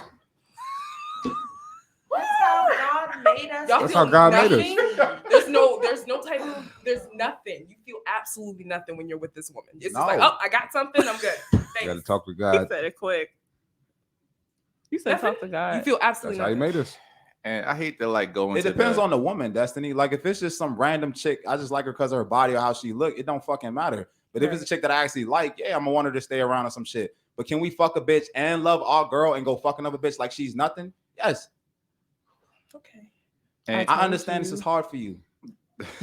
we're here. It's we're called here for reality. I told you, girl. I need my fan. Blood pressure. Oh, blood it. No, pressure. it's getting hot in here. Isn't it? Yes, it is. I'm like, getting hot. but go ahead. So I don't understand. Go Go ahead, ahead. can go you ahead, Kay. truly? So how can you truly love someone? Like, how do you know if you truly love someone if you still have that capacity to do that? Like, deal with. You're thinking. You asked for men, right? Yeah. You're thinking from a feminine perspective, and we gotta go to a biological level here. You see how we produce sperm at such a fast rate. Our whole biological imperative is just to spread seed as fast as possible on a like basic level, right? But women, you have to look on the other side. With you, the reason women, to for get the the- most part, have so many standards to have a child with is because she can only get pregnant one time. So the man that gets her pregnant has to be the best. He has to be the best provider. Like Even just the resource best provider. genes. Yeah, the best genes, things like that. So when you have sex, you're a lot more of a risk for having a child, if that makes sense. Us, we just nut and keep it going because that's our imperative. Ladies, look at it like this. So you guys see how most women typically, if we line up 100 women, 94% of them are going to say that they prefer, I know you probably dated short guys, prefer a man that's taller than you. It's like instinct. You just want a man that's taller. Usually with money, they usually want a guy that makes what they make or more. Preferred. Us guys, we would prefer to fuck a rack of chicks. It's instinct. It's not nothing personal. It's none of that. That doesn't mean that he will do it. That doesn't mean if he said he's going to be monogamous to you, he should do it. But it's just instinct. It doesn't mean he doesn't love you. That's completely separate in a man's mind. In a woman's mind, it's not. It's all together. It's just kind of hard to hear, but most guys can take the emotion out of sex, whereas most women can't take the emotion out of sex. Normally, if a woman has sex with you, a normally healthy woman, she has sex with you, she normally is going to have some kind of feelings attached to it. Now, if you're a hoe, it's a different thing, but.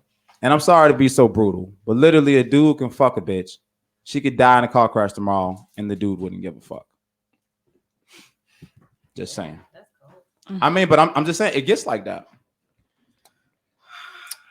All right, so last thing on this for this segment, ladies, what advice would you give to this woman to try to get out and try to find a man? What would you tell her? Let it go. Not the frozen. Why let it go? Not hold it back anymore. I just feel like Who hurt you? just let Hey, it go. yo. Who hurt you? Just looking at the video, Toxic. it's just a lot going on. Just let it go. No, I think he's talking about. Yeah, I was like, is this for the Yeah. video or the Reddit. question? He's talking about the Reddit. Remember Oh, we the talking- Reddit. Yeah, Oh, yeah. I'm sorry. That's why I was like, whoa. I just remember the video. Yeah. She wants to know how. I need to be. That's kind of relatable, isn't it? Okay, you got something I going need on with to that be video. reminded about So the basically, Reddit. like- I don't remember. Yeah, so basically, the chick, she's just trying to find good quality men. That's what she's Yeah, trying to do. essentially. And she's just looking to see where can she go or what should she do to do that. For And- example, should she start going up and approaching people?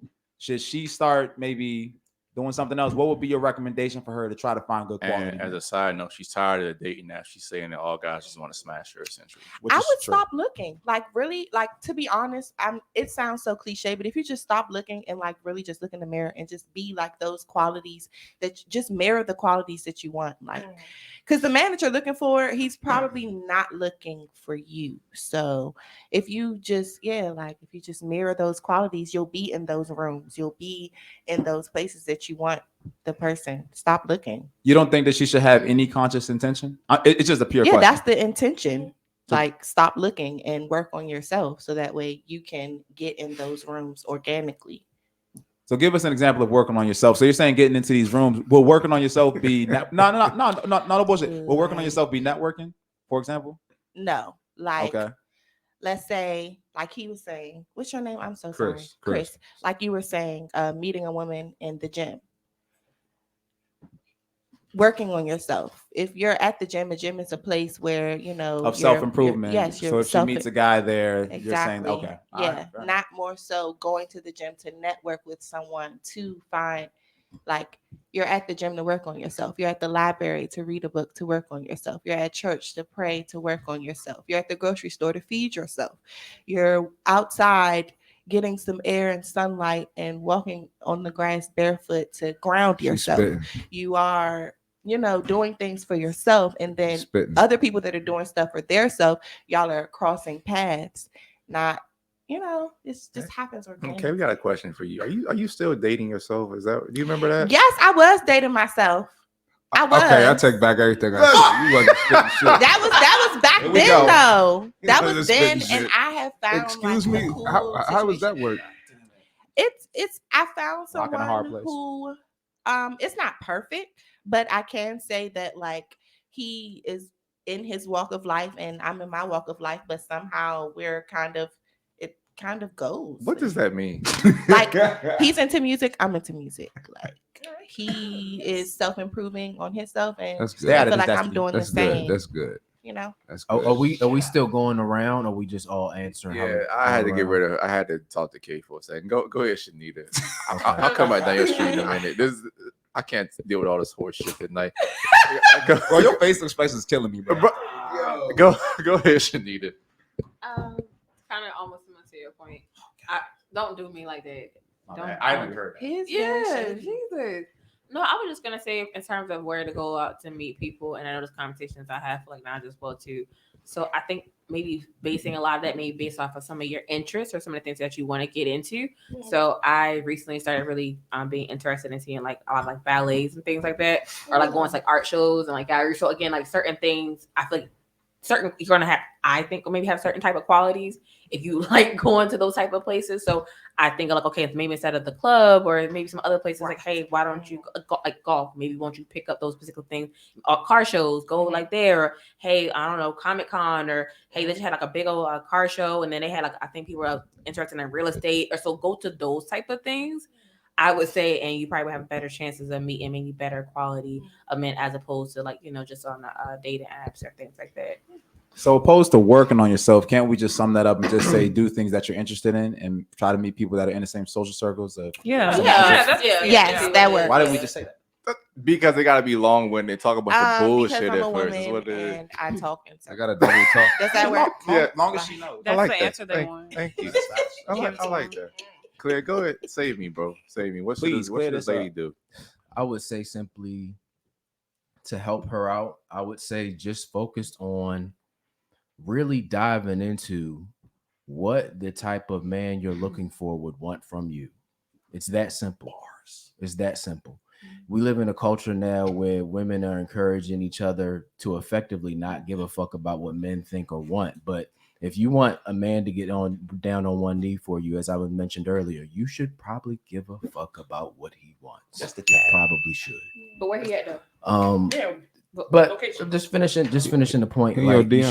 should probably care. And like I said, just like think about like I said, think about the man you want. Really think about what he would be looking for, and really be real with yourself about it. Like, even if there's some things that you know about yourself, you know, that man wouldn't like, you like take it for what it is, take it for face value. And if it's something that you can work on it. If it's like You got if- 100 bodies and right. you're not working on it. hey, look, but like, for example, if you've been told by multiple people that maybe there's an attitude issue or something like that, work on that. That's something you can work on. Having some domestic skills, like being able to cook, that's something that you can work on. There's those are just a couple of random examples, but those are just some things. So, I mean, even when it comes to, just real quick, like small things, like if you know your man has a business, or like, you know, he may be an artist, he has shows or whatnot, like running, maybe something as simple as just you see what he needs, even that you see what he needs and you plug yourself in. Yep. That's a big one, bro. The game is really so easy. For women, it's easy as shit. It's so easy. But again, y'all still not sticking to the point of like the post. So where, if she's not going on dating apps, like where should she go and then like meet these men? Didn't we just say that we just sum this up to interest groups? Okay, He was building on that. No, so I agree with what everybody was saying. I think from Clear's perspective, he's saying plug yourself in once you have the man. But in reference to the context of the Reddit question, I think that you can join Living Social, you can join Groupon. There are different activities, and it's not even just about finding the quality man you want, because you could find a piece of shit at those activities too if you go out. It's about finding somebody that's compatible and shares similar interests to you. So I would say just put yourself out there, but also like don't go looking. Like patience is a virtue. So if you continue looking, you're just gonna keep disappointing yourself because you're bounding yourself to time. So if something comes up, then you'll be pleasantly surprised. But just go out there and live life. And really quick, What's the definition of a living life, Naja? Just doing the things you want to do, like just not Not bounding being yourself. a hoe, right? What? I said not being a hoe, right? I want to make sure I clarify that. If you want to be a hoe, then I'm assuming that you're not looking for somebody to be in a No relationship hoes want with to you. get no hoes want to get wife too. But I'm just saying, when you just tell somebody to live their life, I'm just asking, because women will take that as I'm gonna just do what I want to do, and if you being a hoe, that's actually gonna hurt you from getting a man. I don't think that's what we're speaking on. I think we're talking about. I was asking the question. I was asking the question based on what you were saying, but it's all good. We can just go ahead. I mean, I don't think people that are typically hoes want to be wives, and if they do, then they usually are okay with being in open relationships. But if we're like responding to this question where it seems like they're looking for somebody like a partner where they can be monogamous with, then I would say to just go out and enjoy life and don't have any expectations. Okay, what you got, Destiny?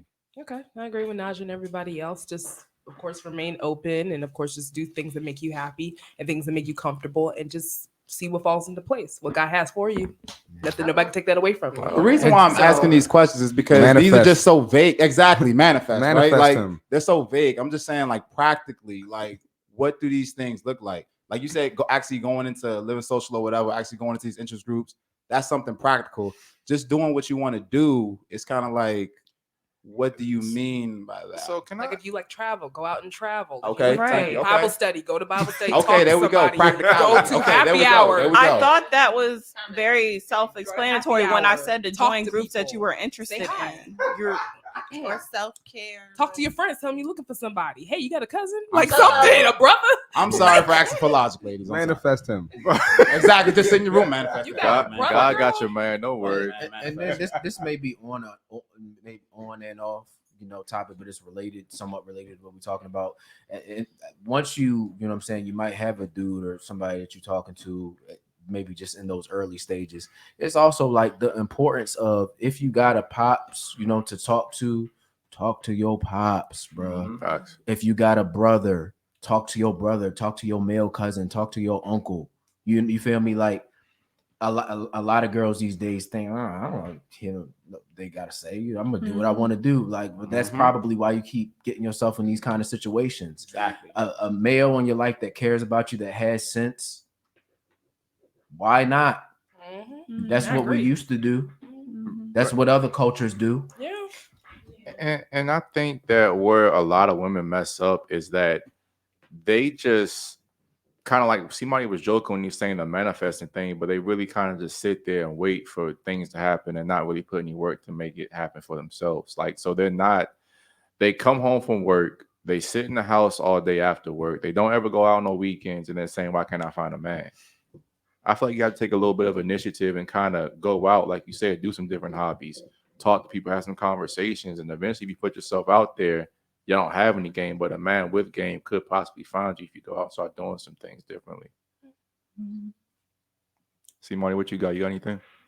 I mean, I agree. Do some activities, social circle, but I'm a big advocate of the gym. Obviously, I'm a trainer. But I feel like you could find men and women in there that are disciplined, have some type of structure to their lives, and just working out and having a fit body says a lot about you. Can I ask you a question, CmartyFit? How are you supposed to meet women in the gym if you can't approach them? First of all, I never said don't approach women in the gym. I said it's not a place to approach women, but there's a way to go about it.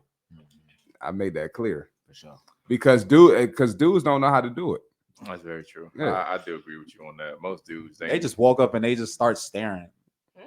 That shit is weird.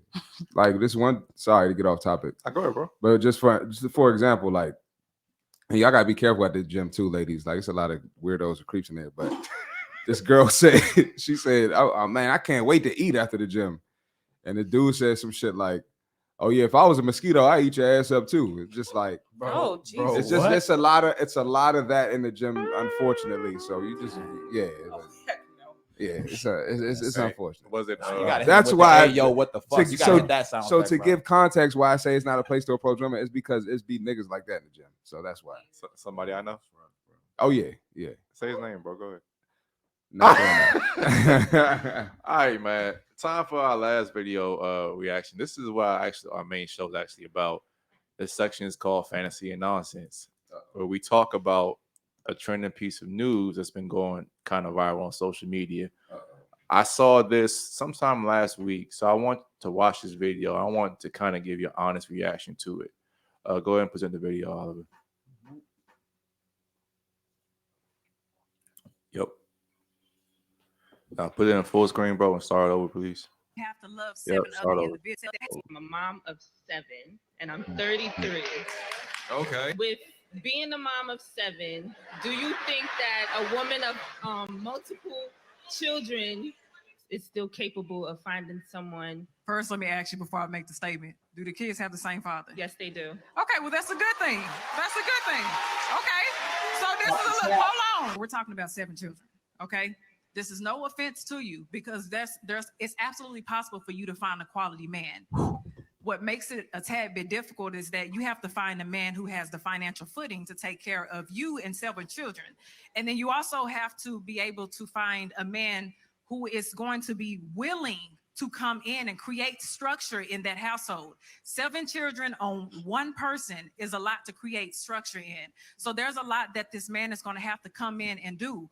On top of that, creating a secure space for you when you have to be a mother and you have to take care of the majority of the things that happen in a house. Are you going to have the ability to be able to love this man in a way that he needs to be loved, in a way that registers as love to him when you have to love 7 other individuals? You're going to need a man who can love those children as his own. Yep. That is a huge responsibility to put on a person who does not have those children. Those are not his kids. Mm-hmm. But if I were you, no disrespect, I'll try to work it out with the father. Yeah. 7 times. Yeah. Mm-hmm. Really. That's a lot to put on somebody. I mean, she was just doing what she wanted to do, having fun. She's living With free. one man, though. Yeah, They're just. I honestly doubt she had all them kids by that one man, but I'm gonna go with it for conversation's sake. Anybody who wants to tackle the video first? Anybody? What's the question? Just do you think that, first of all, let's ask this question first. Does that woman have a hope of finding a quality man? Nope. Her specifically. Hell no. She does. What's a quality man? Like, Again, can we define that? She just needs to manifest him. You know what? I think it's gonna be. I think a quality difficult. man. I think a quality man in this situation is what the lady was describing. She was just saying that a man that's coming in, financial footing, willing to take care of the kids, coming in, creating structure. And that in this situation, that's what we deem as a quality man. Okay. I think it's going to be very difficult. I don't want to ever say anything's impossible, but her chances are very slim. I think if she had less children, then her chances of finding that man would increase. It's a lot to put on somebody, especially if they're coming in without kids. Or if they're coming in with kids, you're feeding 7 plus however many you're coming into the relationship with. Yep. So for a man who gets with a woman that has kids, especially that many, you're not just dating her, you're dating the kids. And then if y'all become serious, that's your household as well. And that's a lot to expect for somebody to take on. So I think her chances are decreased. You wouldn't say he's a real man for stepping up? I'm just asking. He's not a stepfather. He's a father that stepped up. Exactly. I'm just asking. I mean, if he could soldier that, I would respect it. That's a lot. Fair enough. Oh, brother. Who's next? Anybody? Somebody just hop in. Or should she just go back and try to get back with baby daddy? Shit, I would at that point if I got 7. That's your best shot. That's a lot of kids. This economy's trash. I would just say it's having fun. I would just say it's very unlikely for her, and her best shot is to try to work it out with the father. I would at that point. That's your best shot. Yeah. I agree. Go ahead. Why do you agree, Kay? Because I've Into the mic too. I've noticed that it is a struggle with one child, with a woman trying to find another partner after having just one child. So 7, it just seems very unlikely. And I agree, she should just try to rekindle everything with the father because they were good, 7 times child cycles. Assuming that was really the case. Yeah. You really had 7 kids with the dude. I mean, so let me kind of try to break this down. And the thing that I loved about Kevin Samuels is that he broke things down like systematically. And if you really look at the math on this, I think you said like the majority of people are struggling with 1 or no children right now in this economy. The kind of man that could come in and provide not only for her and 7 other kids, that's going to be a man that's either a high 6-figure earner or a multi-millionaire. Literally. Homie, 7 kids, that's past. You have to keep it a like, buck. The woman, she was cute, but she wasn't like bad enough to really overlook that.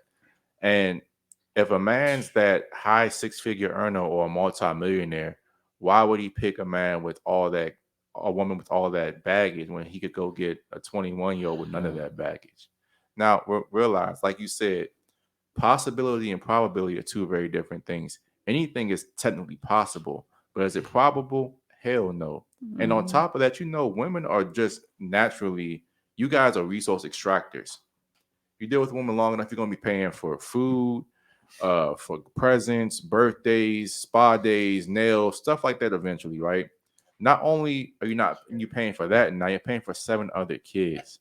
So, and they all have the right to say, "You not my daddy." Exactly. And you have all that responsibility. You're gonna say, "Don't beat my kids," with none or little authority. So it's not a good deal for any man that would come in there and deal with that. And my other thing, like we were talking about earlier, if y'all notice at the end of the video, she said work out with the father. She was like, nah, I can't do that. But here's my thing again.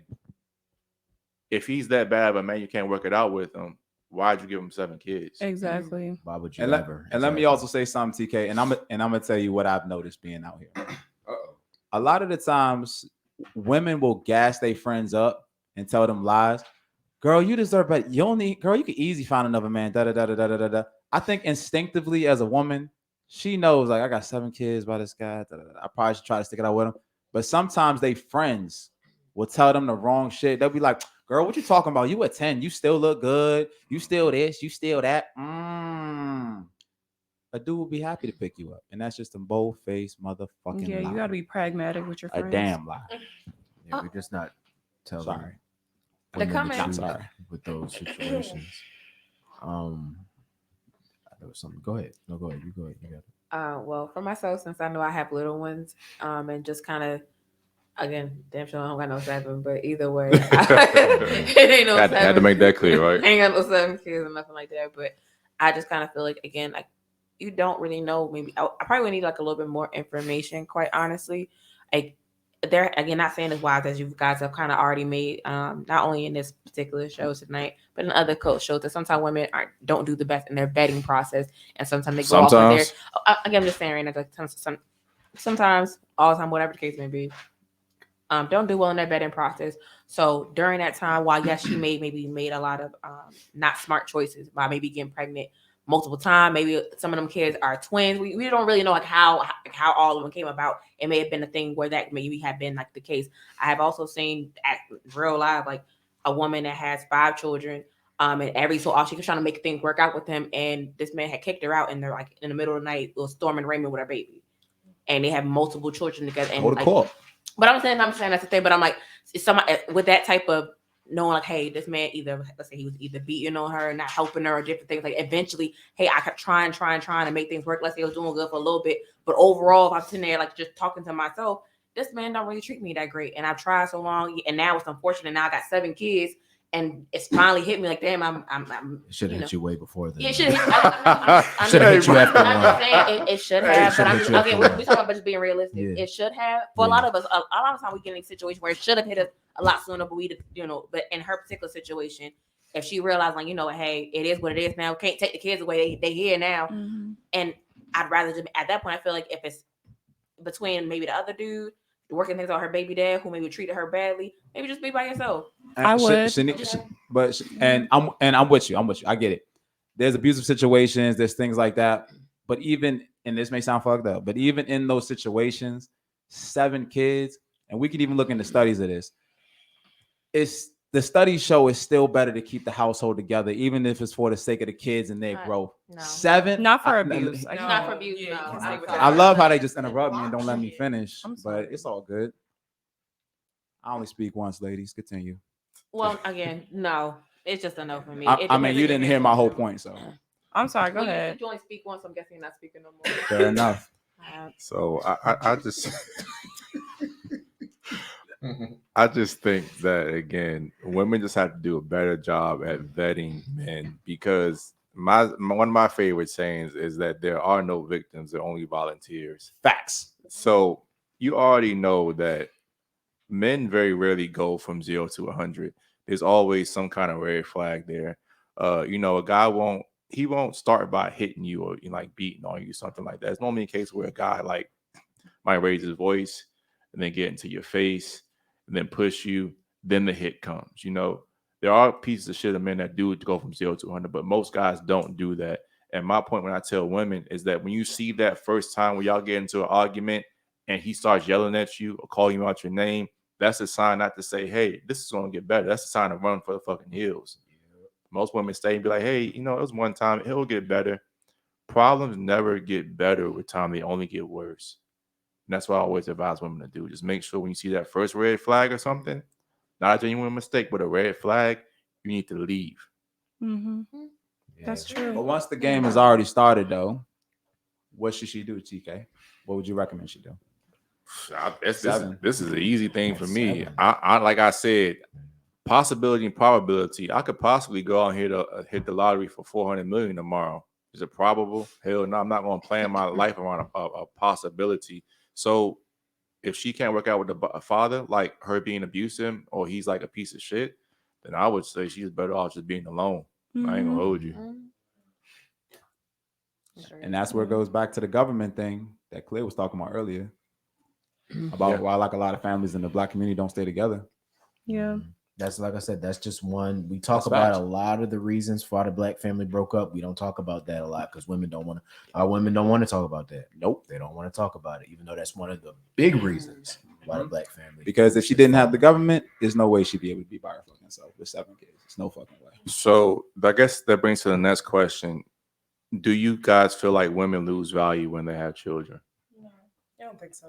Not personal value, but mating value. That's what we're talking about. Yeah, thank you, Oliver. Relationship value, not people value, but relationship value. Do you feel like that? Or do you possibly feel like Nana was saying, do you feel like possibly that men also lose value when they have children too? How do you feel about a man and woman with children? Okay. I don't think a woman loses her value after having children. Relationship value, no. Okay, why? Because we're here to create. So if we're in a relationship, what is the objective of what is my role as a woman? So if I have a child already and you want to be with me and we're in a relationship, me as a woman, I'm not saying gender roles, but women create. So how am I losing value in something that I'm here to do? I think you're misunderstanding what I'm saying. So let's just say on a dating perspective, right? Let's say that you have a kid or two and now you're on the free market. Now you're on the free market, right? Mm-hmm. Do you think that that's going to affect the guy's decision to potentially wife you if you already have 1 or 2 kids and he doesn't have any? Okay, I do think it will affect a guy's decision on wifing a woman if she has 2 kids, but then that woman's decision should be affected too, because I'm looking for a guy that can lead me and my 2 kids. Right, but if that guy has kids, then already has kids, I'm cool with that. But if that guy doesn't have any kids, that's actually a loss on the guy, is what we're trying to say. I see. Yeah. Now, in a way. Okay. So it does affect.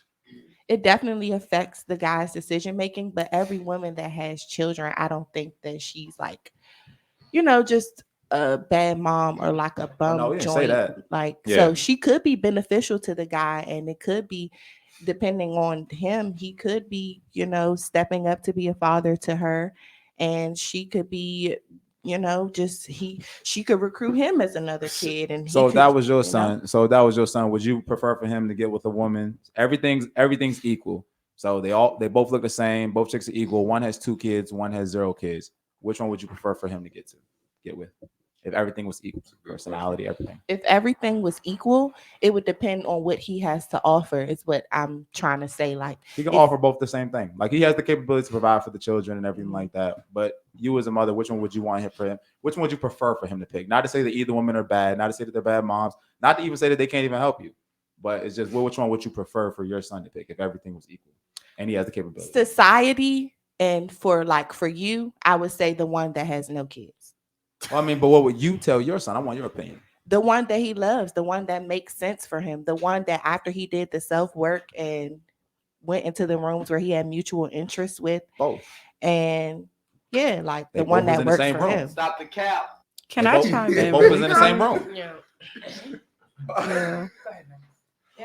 I think we're using the wrong word again. I don't think it's value. No, honestly, I don't think as a person you lose your value. I think you lose your appeal to the man. I think it's less. He's talking about relationship. That's why he separated relationship. No, it's value and appeal mean two different things. Appeal is an attraction. A value is a worth. So how we define? Yes. So Right. so I don't think you're So how- worthless or you. He's not saying No, that you're no, no, no. worthless, but he's saying that I understand. you lose relationship. He's saying, do you believe that you will lose Mating relationship value? Self-worth value. We talking about adult relationships? I think just to That's make it I a think little that's bit what more they're clear. trying to see. Are you? We're not talking about teenagers. There's Yeah, so in no, I'm adult not- relationships, we want to have houses, kids, and be of value to each other. I think to make it more clear, no pun intended, like what he was saying was like, check it out, right? Bars. But check it out, right? Your son, say your son, you know what I'm saying? He worked hard, he went through school, say he's an engineer, you know, he got a scholarship, so he don't got no debt. He been killing it. He doing the damn thing, right? So, and say you have two girls, all of their qualities are the same. The only difference is one has a kid and one doesn't. Logically, would make I more would tell sense. my You found them both in the same The room. one with no kids. kids. Okay. I think that's where you were. Yeah, getting I at. answered that for Yeah, society I and know. for you. No, No, kids. for me, if I had a son, I would honestly tell him to go with the one with no kids. Yeah. Like, and it's not even based on society, but even for me, like, I don't devalue men that have kids. I don't find it attractive because I don't want that. You could put your head down all you want. It's not okay. But see, this is like That doesn't mean they can't No, bring. this is what we always say. Women get more caught up on like the feeling of the word. Okay, we understand value is not something you want to associate with humans, but we're talking about strictly a relationship value now. Okay, not your value as a person. Not saying that you're a piece of shit. Not saying that you're worthless. We're saying from a dating perspective, if I saw you on the dating market and you already had a kid, is that a negative connotation? Yes, it depreciates your value if that's what you. Yes, it does. Value. Relationship value, but I'm But just you- saying, it's your relationship value is how attractive you are, how many men you can attract once you have the kids. But you could still bring the same. I understand what you're saying. Like, I'm not retarded. Like, I'm actually very smart. Like, I'm just saying that when you say that to a woman, it comes off like it's just very demeaning. We're saying I you're understand. I mean, so I get it. You're saying that we're thinking like when we say she loses value, like self-worth and things like that, or she loses value as a person, or she's less than another woman. We're not saying that. I understand that. Even with the chick with the 7 kids, no simp shit. I would still hold the door open. You know what I'm saying? Pull the chair out. That ain't my chick or nothing. But I'm saying she's still a woman. I still see her as a woman. Like, she doesn't lose value as a person because she has 7 kids. We're just saying in terms of a relationship. That's all we're trying to get at right here. No, I agree with you guys. I'm just saying that when you ask women that who do have kids, I don't have kids. I was just suggesting maybe reframing that because it does come off a little insulting, and I don't even have kids. Yeah, I don't have children either, but It just I didn't get it. sound good. Yeah, it doesn't. So by saying everything's equal, it's like saying if a dude, okay, you got a dude, everything's equal. One is 6 foot, one is 5'5". Which one would you rather have? That's what it's all saying. It's not demeaning or anything. What It's man is just more preference. valuable on the dating market. It's not saying that 5'5" dude is not. Yeah, it's not saying that 5'5" dude is less of a person than a 6 foot dude. It's just we saying preference wise in terms of in a woman's eyes. That's what we're saying. No, I And understand. some women will take the 5'5" dude. You know what I'm saying? But we just saying I don't know which any. one. No, but listen, what I'm saying is that in reality, like you said, possible. There's always that 1%, 2% of women that'll be like, I'll take the 5'5" guy. Cool. And I'm pretty sure there's some guy that'll take the 2 Stop kids. demeaning men. I'm pretty sure there's some people that'll take the 2 kids. We're just asking y'all opinion. Which one would you want for your son? What the guy wants? Would you want him to have the lady with the 2 kids or no kids? If everything was equal. Yes, That's 0 what we're saying. kids. Absolutely. But how's that demeaning? That's what I was trying to figure out. it's just the word because you equate it to worth, and it comes off that like they can't get men afterwards. It just that's not what he's saying. I understand it's not what he's saying. I'm just saying that that's how a lot of women interpret it, because I've seen women when I told people some of the topics for today, I've seen their faces. Respectfully though, that's how you interpreted it is on you. Respectfully, exactly. That's what I tried, man. So like it's really clear what he's saying. You know, it's just simply just even to use the example of a man, it's just like all things the same. One is 6 foot, one is 5'5". What are most women gonna pick in that case? You know what I'm we're saying? on the same page. So, I was just trying to make it clear that she just didn't like the way the word. No, it's not her. No, it's not her. She was saying that women It's the delivery. may take it as something that's else, and all we I was appreciate that. saying. Yeah. I agree with y'all. But like, look at it like this. You know, let's say if it's me and CMarty, and we're trying to be in competition for a bitch. Never would, but I'm just saying. And she says, you know what, Kev, I don't like you. CMarty has hair. That don't mean she being disrespectful to me. She just prefer a motherfucker with hair. I don't see nothing wrong with that. I don't look at that as you trying to demean me or you trying to make me seem like I'm anything less, girlfriend. Like, it's not. It's just you want a nigga with hair. I have no hang time. Or like a woman who has kids, would you prefer a man with money or a man broke? There you go. Broke Yeah, nigga? there you go. We all would prefer a man with money. There you go. Mm-hmm. See, I knew Kay would come back around. Good job. Makes sense. Good job. So you just had an issue with the delivery. That was hard. It was the so it sounds like the delivery. delivery. No, it was the delivery. delivery. And I don't Always have the kids, so delivery. it didn't Yeah, impact me Not me. even more so the but word I choice, get but It it. just just the it delivery. just came off very negative and like I don't know, like discouraging for women that do. Like, do I want to have kids? Am I going to be of value? in the Yeah, and I relationship? feel like that's what yourself comes in their sometimes, head in that when you hear situation. that. I'm gonna be honest, ladies. I watch a lot of, you know what I'm saying, we study this content a lot. And I'm just keeping it a buck. A lot of times people fail in relationships, in life, and just in every fucking thing because they're scared to have tough conversations. Some things are really seriously uncomfortable to face. Now, not even just this situation with the kids, but even us dudes. I gotta talk to that 5'5" guy. And he still wants a bitch. But bro, you 5'5", my nigga. It's not gonna be as easy. And I gotta keep That's it above. true. And that's a great point too, Oliver, because I Still think love you, that 5'5" king. I think that men are a lot more open have to to be in criticism reality. than women are. And Yeah. I honestly get what you're saying, Nana, and that's a valid point. And maybe we can restructure how we say certain things, Fuck but that shit.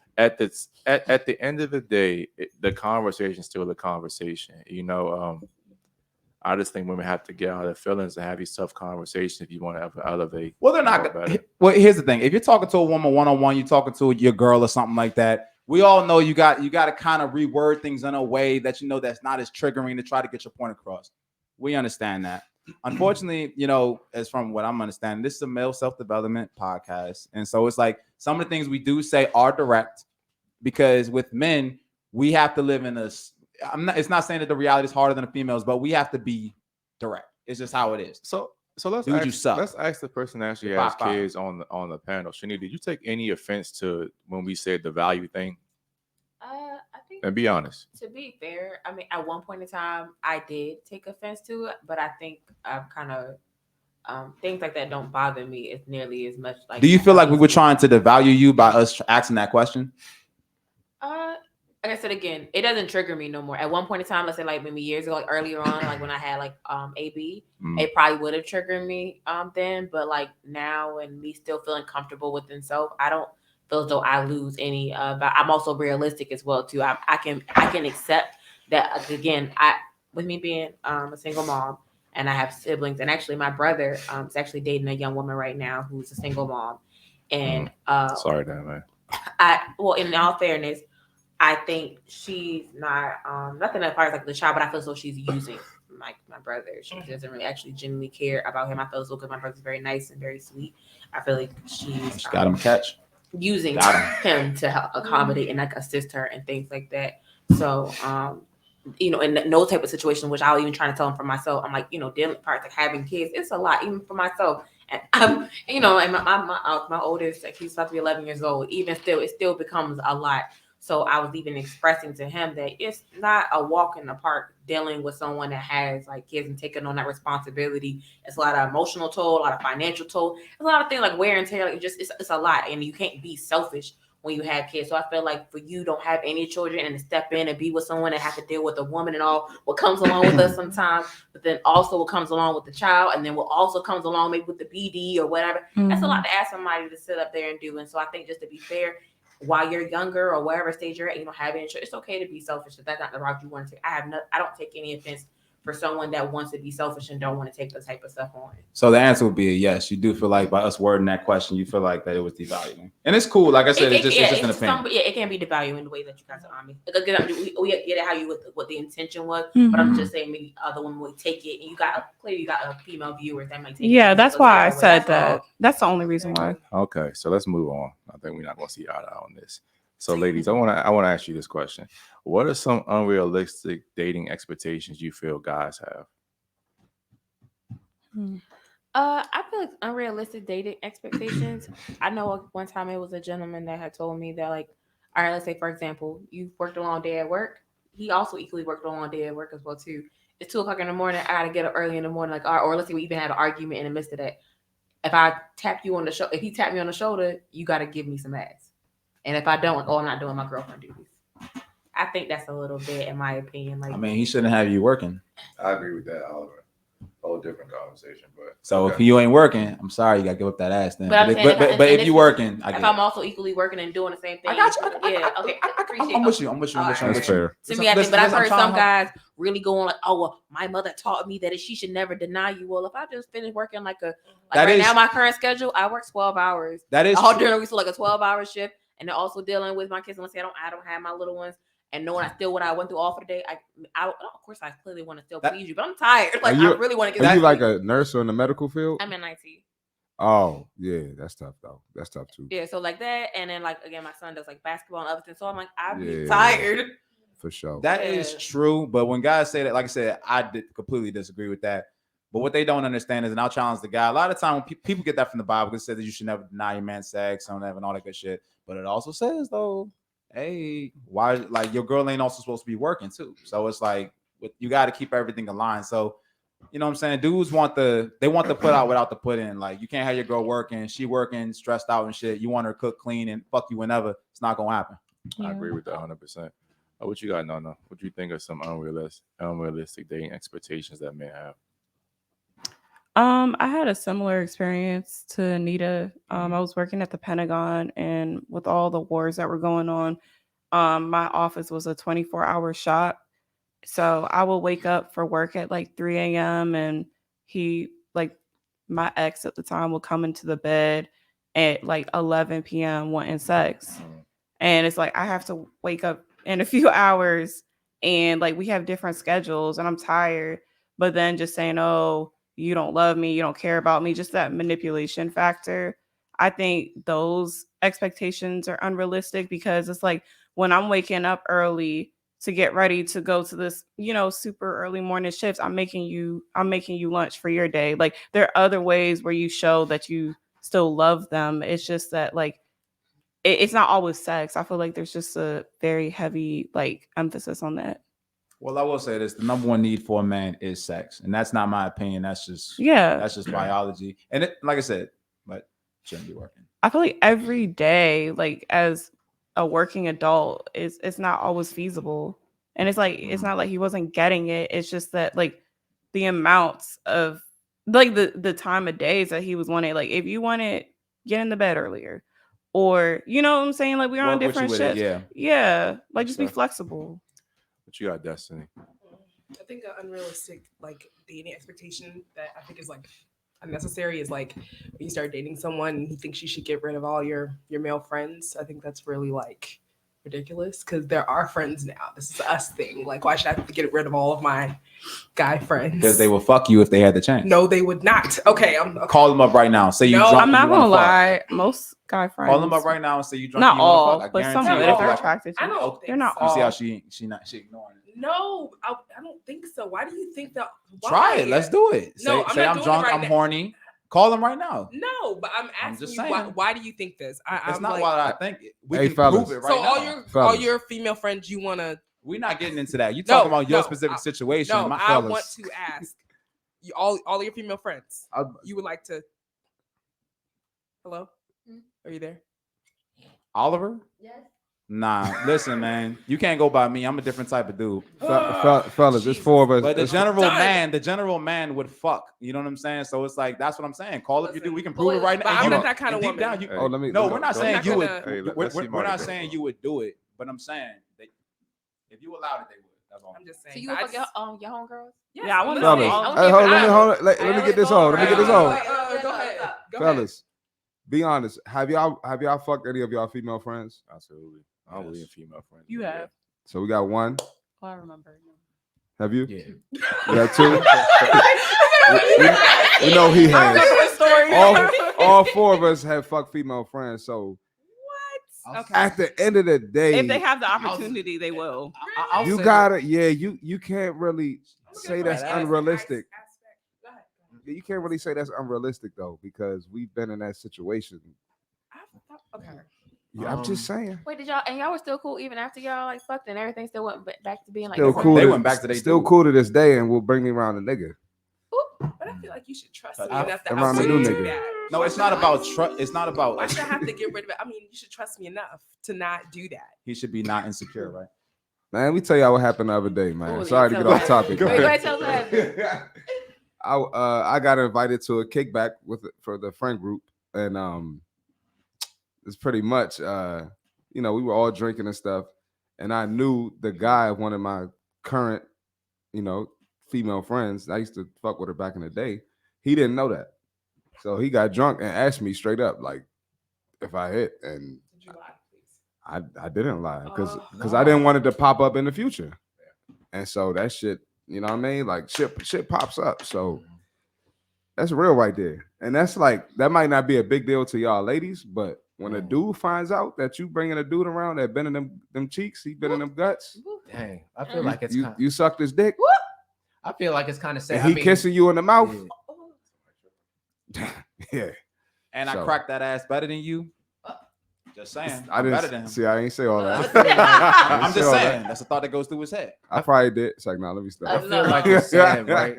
I feel like it's sad, and I get it why you felt the way that you felt instantly to him saying that. But I feel like it's sad that the reaction, like I said, I get it, but I feel like it was sad that the reaction was, and you told him the truth. You feel me? Like, That's how we know they lie. Feelings. Okay. you know, I care about feelings. That's all. You should have lied. All right, Kay, what you got? What do you think of some unrealistic dating expectations that men have? The double standards. I hate it. It's I guess it's the reality. It's but just I what just it hate is. it. Double Yeah. standards in Give what us an regard? example. Yeah. there's double standards that benefit men and double standards that benefit women. That's Just facts. that's just how it is. My thing is We can fuck other bitches and y'all can't. You said you I want to can't hear. really put my finger on it. That's but usually the only one. My basic. Okay, I can't really put my finger on it, but what I'm trying to say is men cannot take what they dish out. Not having sex with other men or nothing like that, but it can be the friends. Knowing what we know, they have female friends, Oh yeah. girls that they've been in relationships with, possible prospects, the whole nine. And we all know that they could be, fuckable or not. But it's like as soon as the table turns, they can't take it. And we I just agree. discussed that. It's not. But They'd be like, how could you? yeah, All that, we just yeah. discussed that men can't You take keeping it. your but female friends they destiny, can, so you're like, not but in they this. can dish it though.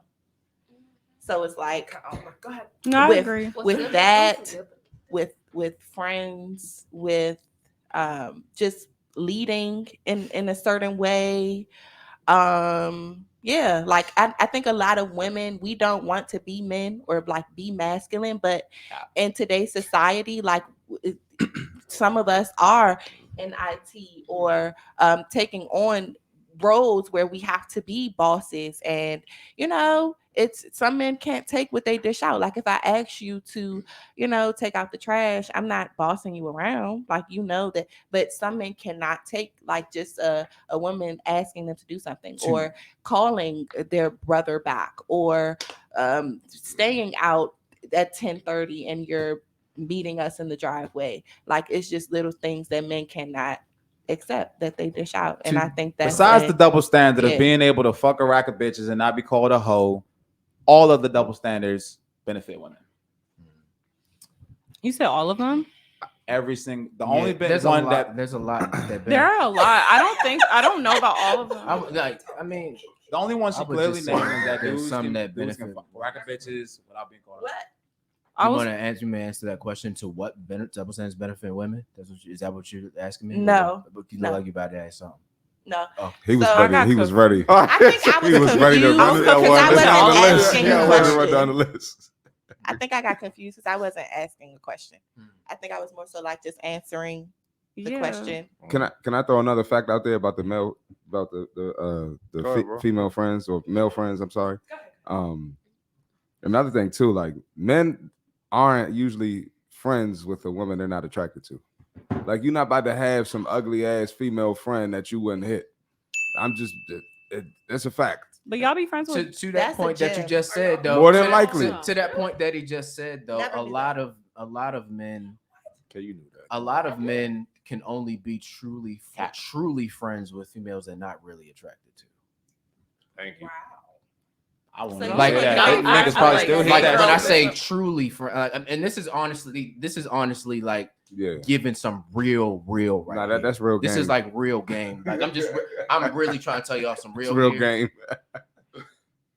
The only way, like I said, not everybody not the same, but the only way that most dudes can be truly friends with a woman usually is if he's not really attracted to her, because then he don't really want to do nothing with you anyway. Mm-hmm. You're right. That's crazy. I mean, no. No, that's heard true. as That well, makes too. sense. Like, Right. no. That's right. All right, ladies, before we shut down, do you guys have any questions for anybody on the panel? Because, like, remember, this is like an open forum. This is like a time where you get to ask guys 100% unfiltered, raw truth. So is there anything you want to ask the panel before we shut down? Remember, you got entrepreneurs here, musical artists. Oliver is it? Well, you want to be a profession? Never mind. Oliver does things, and so do I. So, any questions for the ladies from the ladies on the panel? I don't have any questions. I have nothing.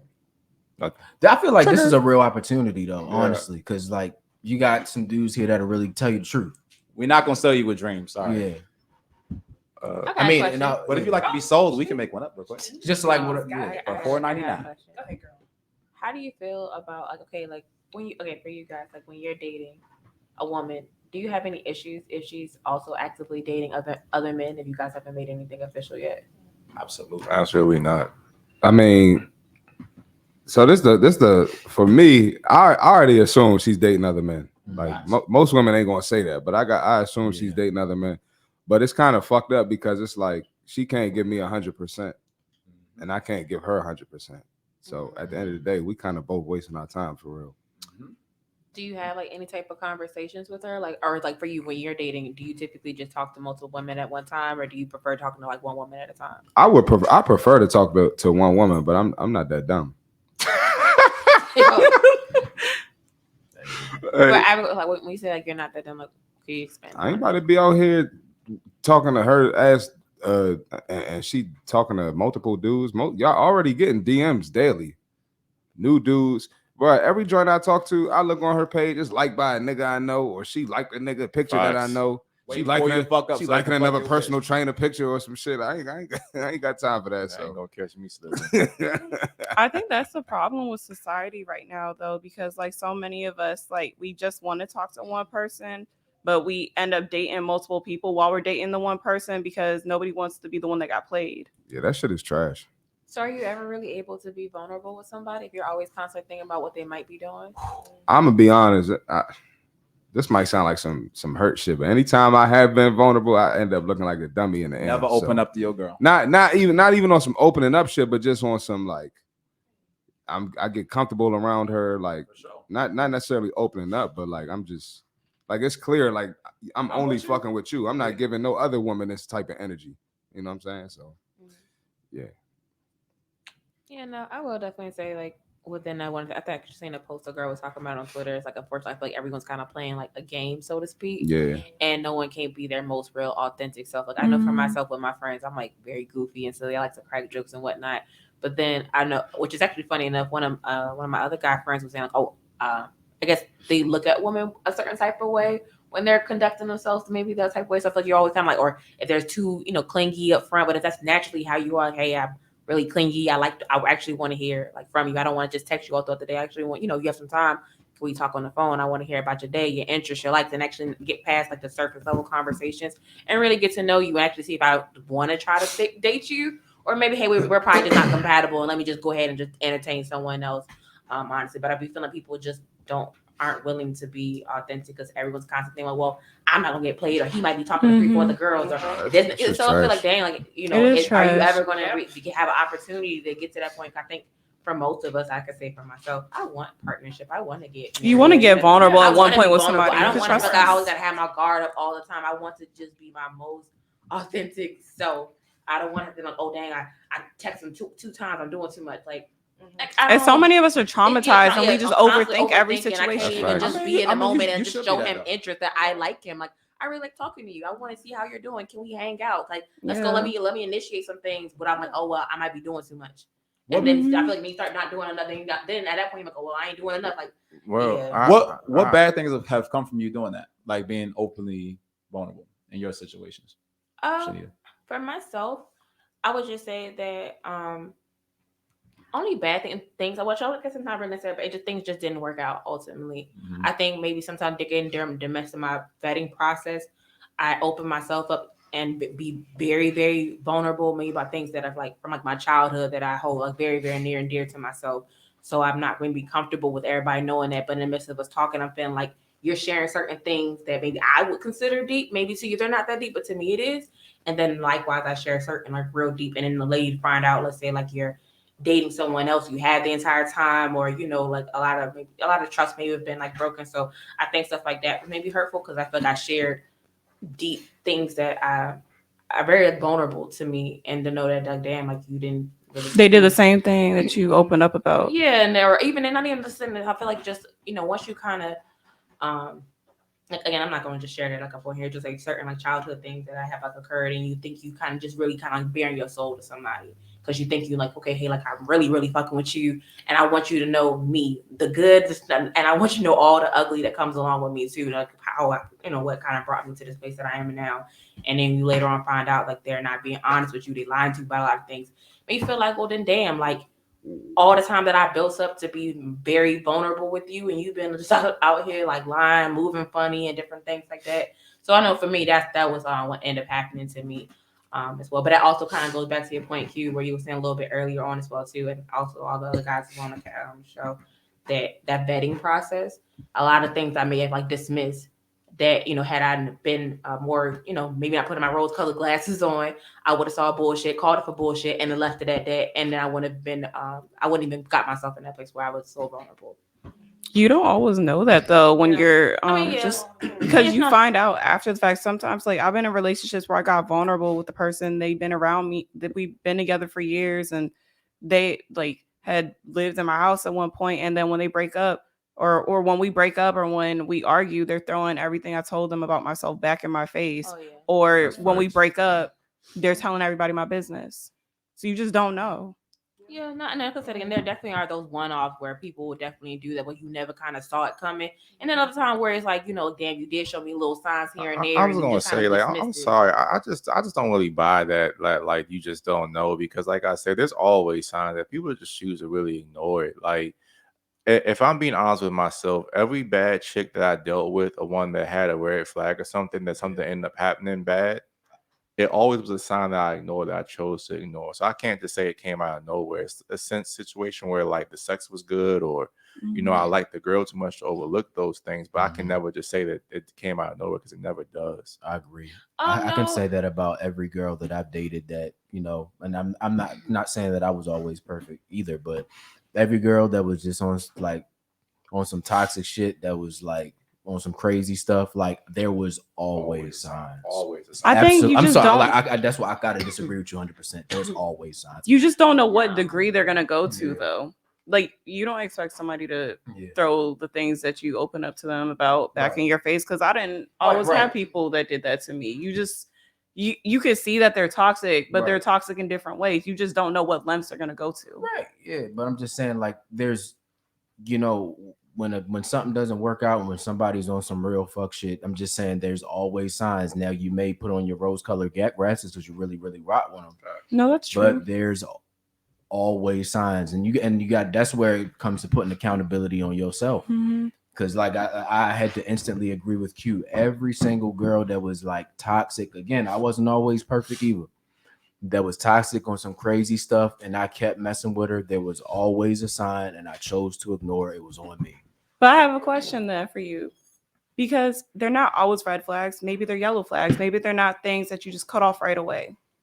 You may have a sign, but it's like, can I give you some examples of this? Right. So anything that's not, I'll give you an example of this. Okay. So if you get in an argument with a guy and he just gets angry with you, but still talks in a respectful manner, as opposed to a guy saying FUB, that's why you ain't shit, this, that, and the third. One is manageable, the other is not. Right. That's what I'm saying. So if you have like let's say a pink flag, I still say you cut it off at that point, because like I said, things get worse with time, not better. That pink flag going to turn red very fast. You don't think you can ever like some things just can't be fixed over time, like, because nobody's going to be perfect. Give me an example of something that can be fixed over time. I just gave you one. Like a guy just getting upset, having a temper. A guy can have a temper. What's he do with that temper though? Right. Does he just like get off and drive off and like disappear for a little while? That can be managed, as opposed to a guy that's starting to like, he breaks things and starts kicking you or something like that. That can't be managed. No, I agree. But I mean, like, sorry, who was talking? No, go ahead. I mean, like, things like somebody who wasn't exposed to the type of life that you're used to, and their ambition isn't on par with what you're used to.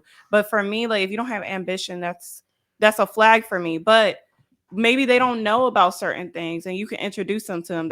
But hold on, that's another thing that I'm saying. Like, you're saying their ambition is not on par, or you can introduce them to things. That's already a walking red flag to me, because that's not your role as a woman. Yeah. As I always say, that a man has to have that dog in him. You can't put that dog into a man. Yeah. That's why it's always the king and the queen system. I can make you a queen. You can't make me a king. Yeah. So just by not having that ambition, it's already a walking red flag to me. He should already have a direction, and then like you can help him with things that you know about the direction that he's going in. But he should already have a direction. He should already be working towards something. If he's like sitting around hardly doing anything, you shouldn't be talking to him to begin with. And to preface that too, that's not saying a man has to start being a multi-millionaire. Does he have direction? Does he have vision? Is he working towards something? That's something that you can help a man out with. And I always say that women optimize men. So let's say a man he might have that dog, he might have that ambition, he might have that drive in him, but he's extremely unorganized. Yeah. You go through, do his laundry, organize his workbook, make his office a little bit cleaner. You're optimizing that man's ability to make more money at that point, but you're not putting that dog inside him, though. That's all you was inside him. You just come through and help him run more efficiently. That's how it should be. Now, a man not being organized, that's not a red flag. But a man not having direction or purpose, that's a huge red flag. What about like financial literacy, like credit cards, investment? That's what I'm saying. Huge red flag. Now, I will say this, and this is what I wanted to say a little bit earlier. And this is, I want to make this very clear. Ignorance is not an excuse, but ignorance sometimes does come into play. Sometimes when you're, but this is on, you can only get us a slide one time though. Right. Like sometimes ignorance, you just don't know. I made a lot of mistakes in my life. There's things that I know now about relationships that I had no idea. But the thing is, it's like when somebody taught me, like, nah, man, this is how you treat your girl. Like, nah, this is best to do it like this, or it's best to carry it like that. I'm like, damn, okay. Like, that part of my brain was never open. But then once I saw it, I said, that's where I fucked up. I'm not gonna fuck up like that again. And that's where I agree with you here, though, because like, not to cut you off, bro, my fault. But I agree with you on that. It's like the ignorance of not knowing. But what does the guy do with that ignorance? Does he apologize and come back better? Or does he get hard to pause and just ignore that? That's my thing. Correct. Yeah, that's true. And that's why I say ignorant, even being ignorant is still not an excuse, because at the end of the day, reality is going to hit you. Just because you don't know that reality is going to hit you, it's still going to hit you. Yeah. But I do feel where you come from, because sometimes ignorance is things at play. You know what I mean? This has been a fire conversation, guys. Let's get ready to shut this down. It's getting a little bit late. So let's go around the table. Good job, everybody. Say last thoughts. Plug your Instagram, your businesses, things like that. Let's start with Destiny again. This was great, you guys. I really appreciate you guys letting me come on here. So, yeah, had a great time. And would you come back? You already been back before. Of course, I'll come back. Okay. All right. You crazy people. No, go ahead. This is Nana signing out, but I want to let everybody know, follow Miss Nana01, MISSNANA01 on Instagram. I will be bringing back my West Indian food to cater again soon, and I'm still a mobile bartender on the side. Yes. So just follow me and DM me once you have some requests, and my menu will be out again very, very soon, and I will come back. I've been here several times, and even though we don't always agree with each other, I appreciate and respect everybody's perspectives. Shanita. Hey, you guys. Again, as always, thank you for having me. I had a really great time tonight. I love everybody's perspectives. It's always definitely fun and interesting, so I appreciate all that. Other than that, that's really about it, and hope we can see you guys again soon. Okay, you gonna come back and not be an hour and a half late next time? That's why I say he's shady. Yes, hi. Sorry for my tardiness. But yes, I'm Kay Marissa the Muse on Instagram, and this was fun. See you all next time. Clear. Go ahead, bro. Plug all your projects, your social media feedback on it, all that. Yo. So I am Clear, short for Clear Conscience. You can find me on social media at CLRCONSCIENCE. Now, I don't have anything up right now. I do have like a couple links, but that's because I'm about to start dropping for my project, and I usually like wipe everything clean because I'm like on 0 dark 30, so everything, like my single's about to drop soon, and as I was talking about earlier, and things about to be in motion. So look out for Still Him. That's the single that's about to drop. Project strictly for me, coming very soon. I'm about 80% done with it. So yeah. Oliver, last thoughts, bro. Yeah, first off, I just want to thank all the ladies, CmartyFit, everybody that's on the panel. Thank you for not taking anything personal. Down here, we just here to have good conversation. Everybody knows Destiny's my favorite, But at the same time, we do have rough conversations down here. We do say some things that we don't agree with, but I appreciate the fact that we can all come together. We can all have a discussion. We can all listen to each other's perspectives. And, we all here to get better at the end of the day. We all have brands. We all have things that we're trying to do. We all have things that we're trying to push. So it's just opening a perspective. Even if you don't agree, you can still listen to somebody, listen to that perspective, and you may just get 1% better. So I just want to thank everybody for coming up. Naja did her motherfucking thing. So I want to give a big round of applause for her. Do we got the little sound effect thing? Oh, fuck, man. All right, well, when we load some shit up, man, you know what I'm saying? So she's been helping out a lot in the background, but I'm happy to be back to help my man TK out to build his brand as big as humanly possible. And that's where we up next. Yes, sir. See, Marty, last thoughts, plug your business, all that. Amazing show. Ladies did a great job. Very articulate, saying to you, Clear, great job. And you can follow me on social media. Put the camera on, see Marty, bro. Oh, my bad. Come on, all of us, get it together, man. Y'all can follow my social media, CmartyFit on Instagram, TikTok, and YouTube. If you want to unbig your back or get rid of that belly, whatever your fitness goal is. Yes, sir. I'm the guy to holler at, and also have the best fitness podcast out right now. So, woo! So if y'all want to, get some fitness game, fitness tips, a great perspective on some of the bullshit out here that people are trying to sell you, give your boy a subscription on YouTube, man. Holla at your boy. Yes, sir. Camera on me. Ladies, I appreciate y'all. Y'all actually some of our favorite ladies down here. Y'all like our VIP, so definitely gotta have y'all back. Clear, bro.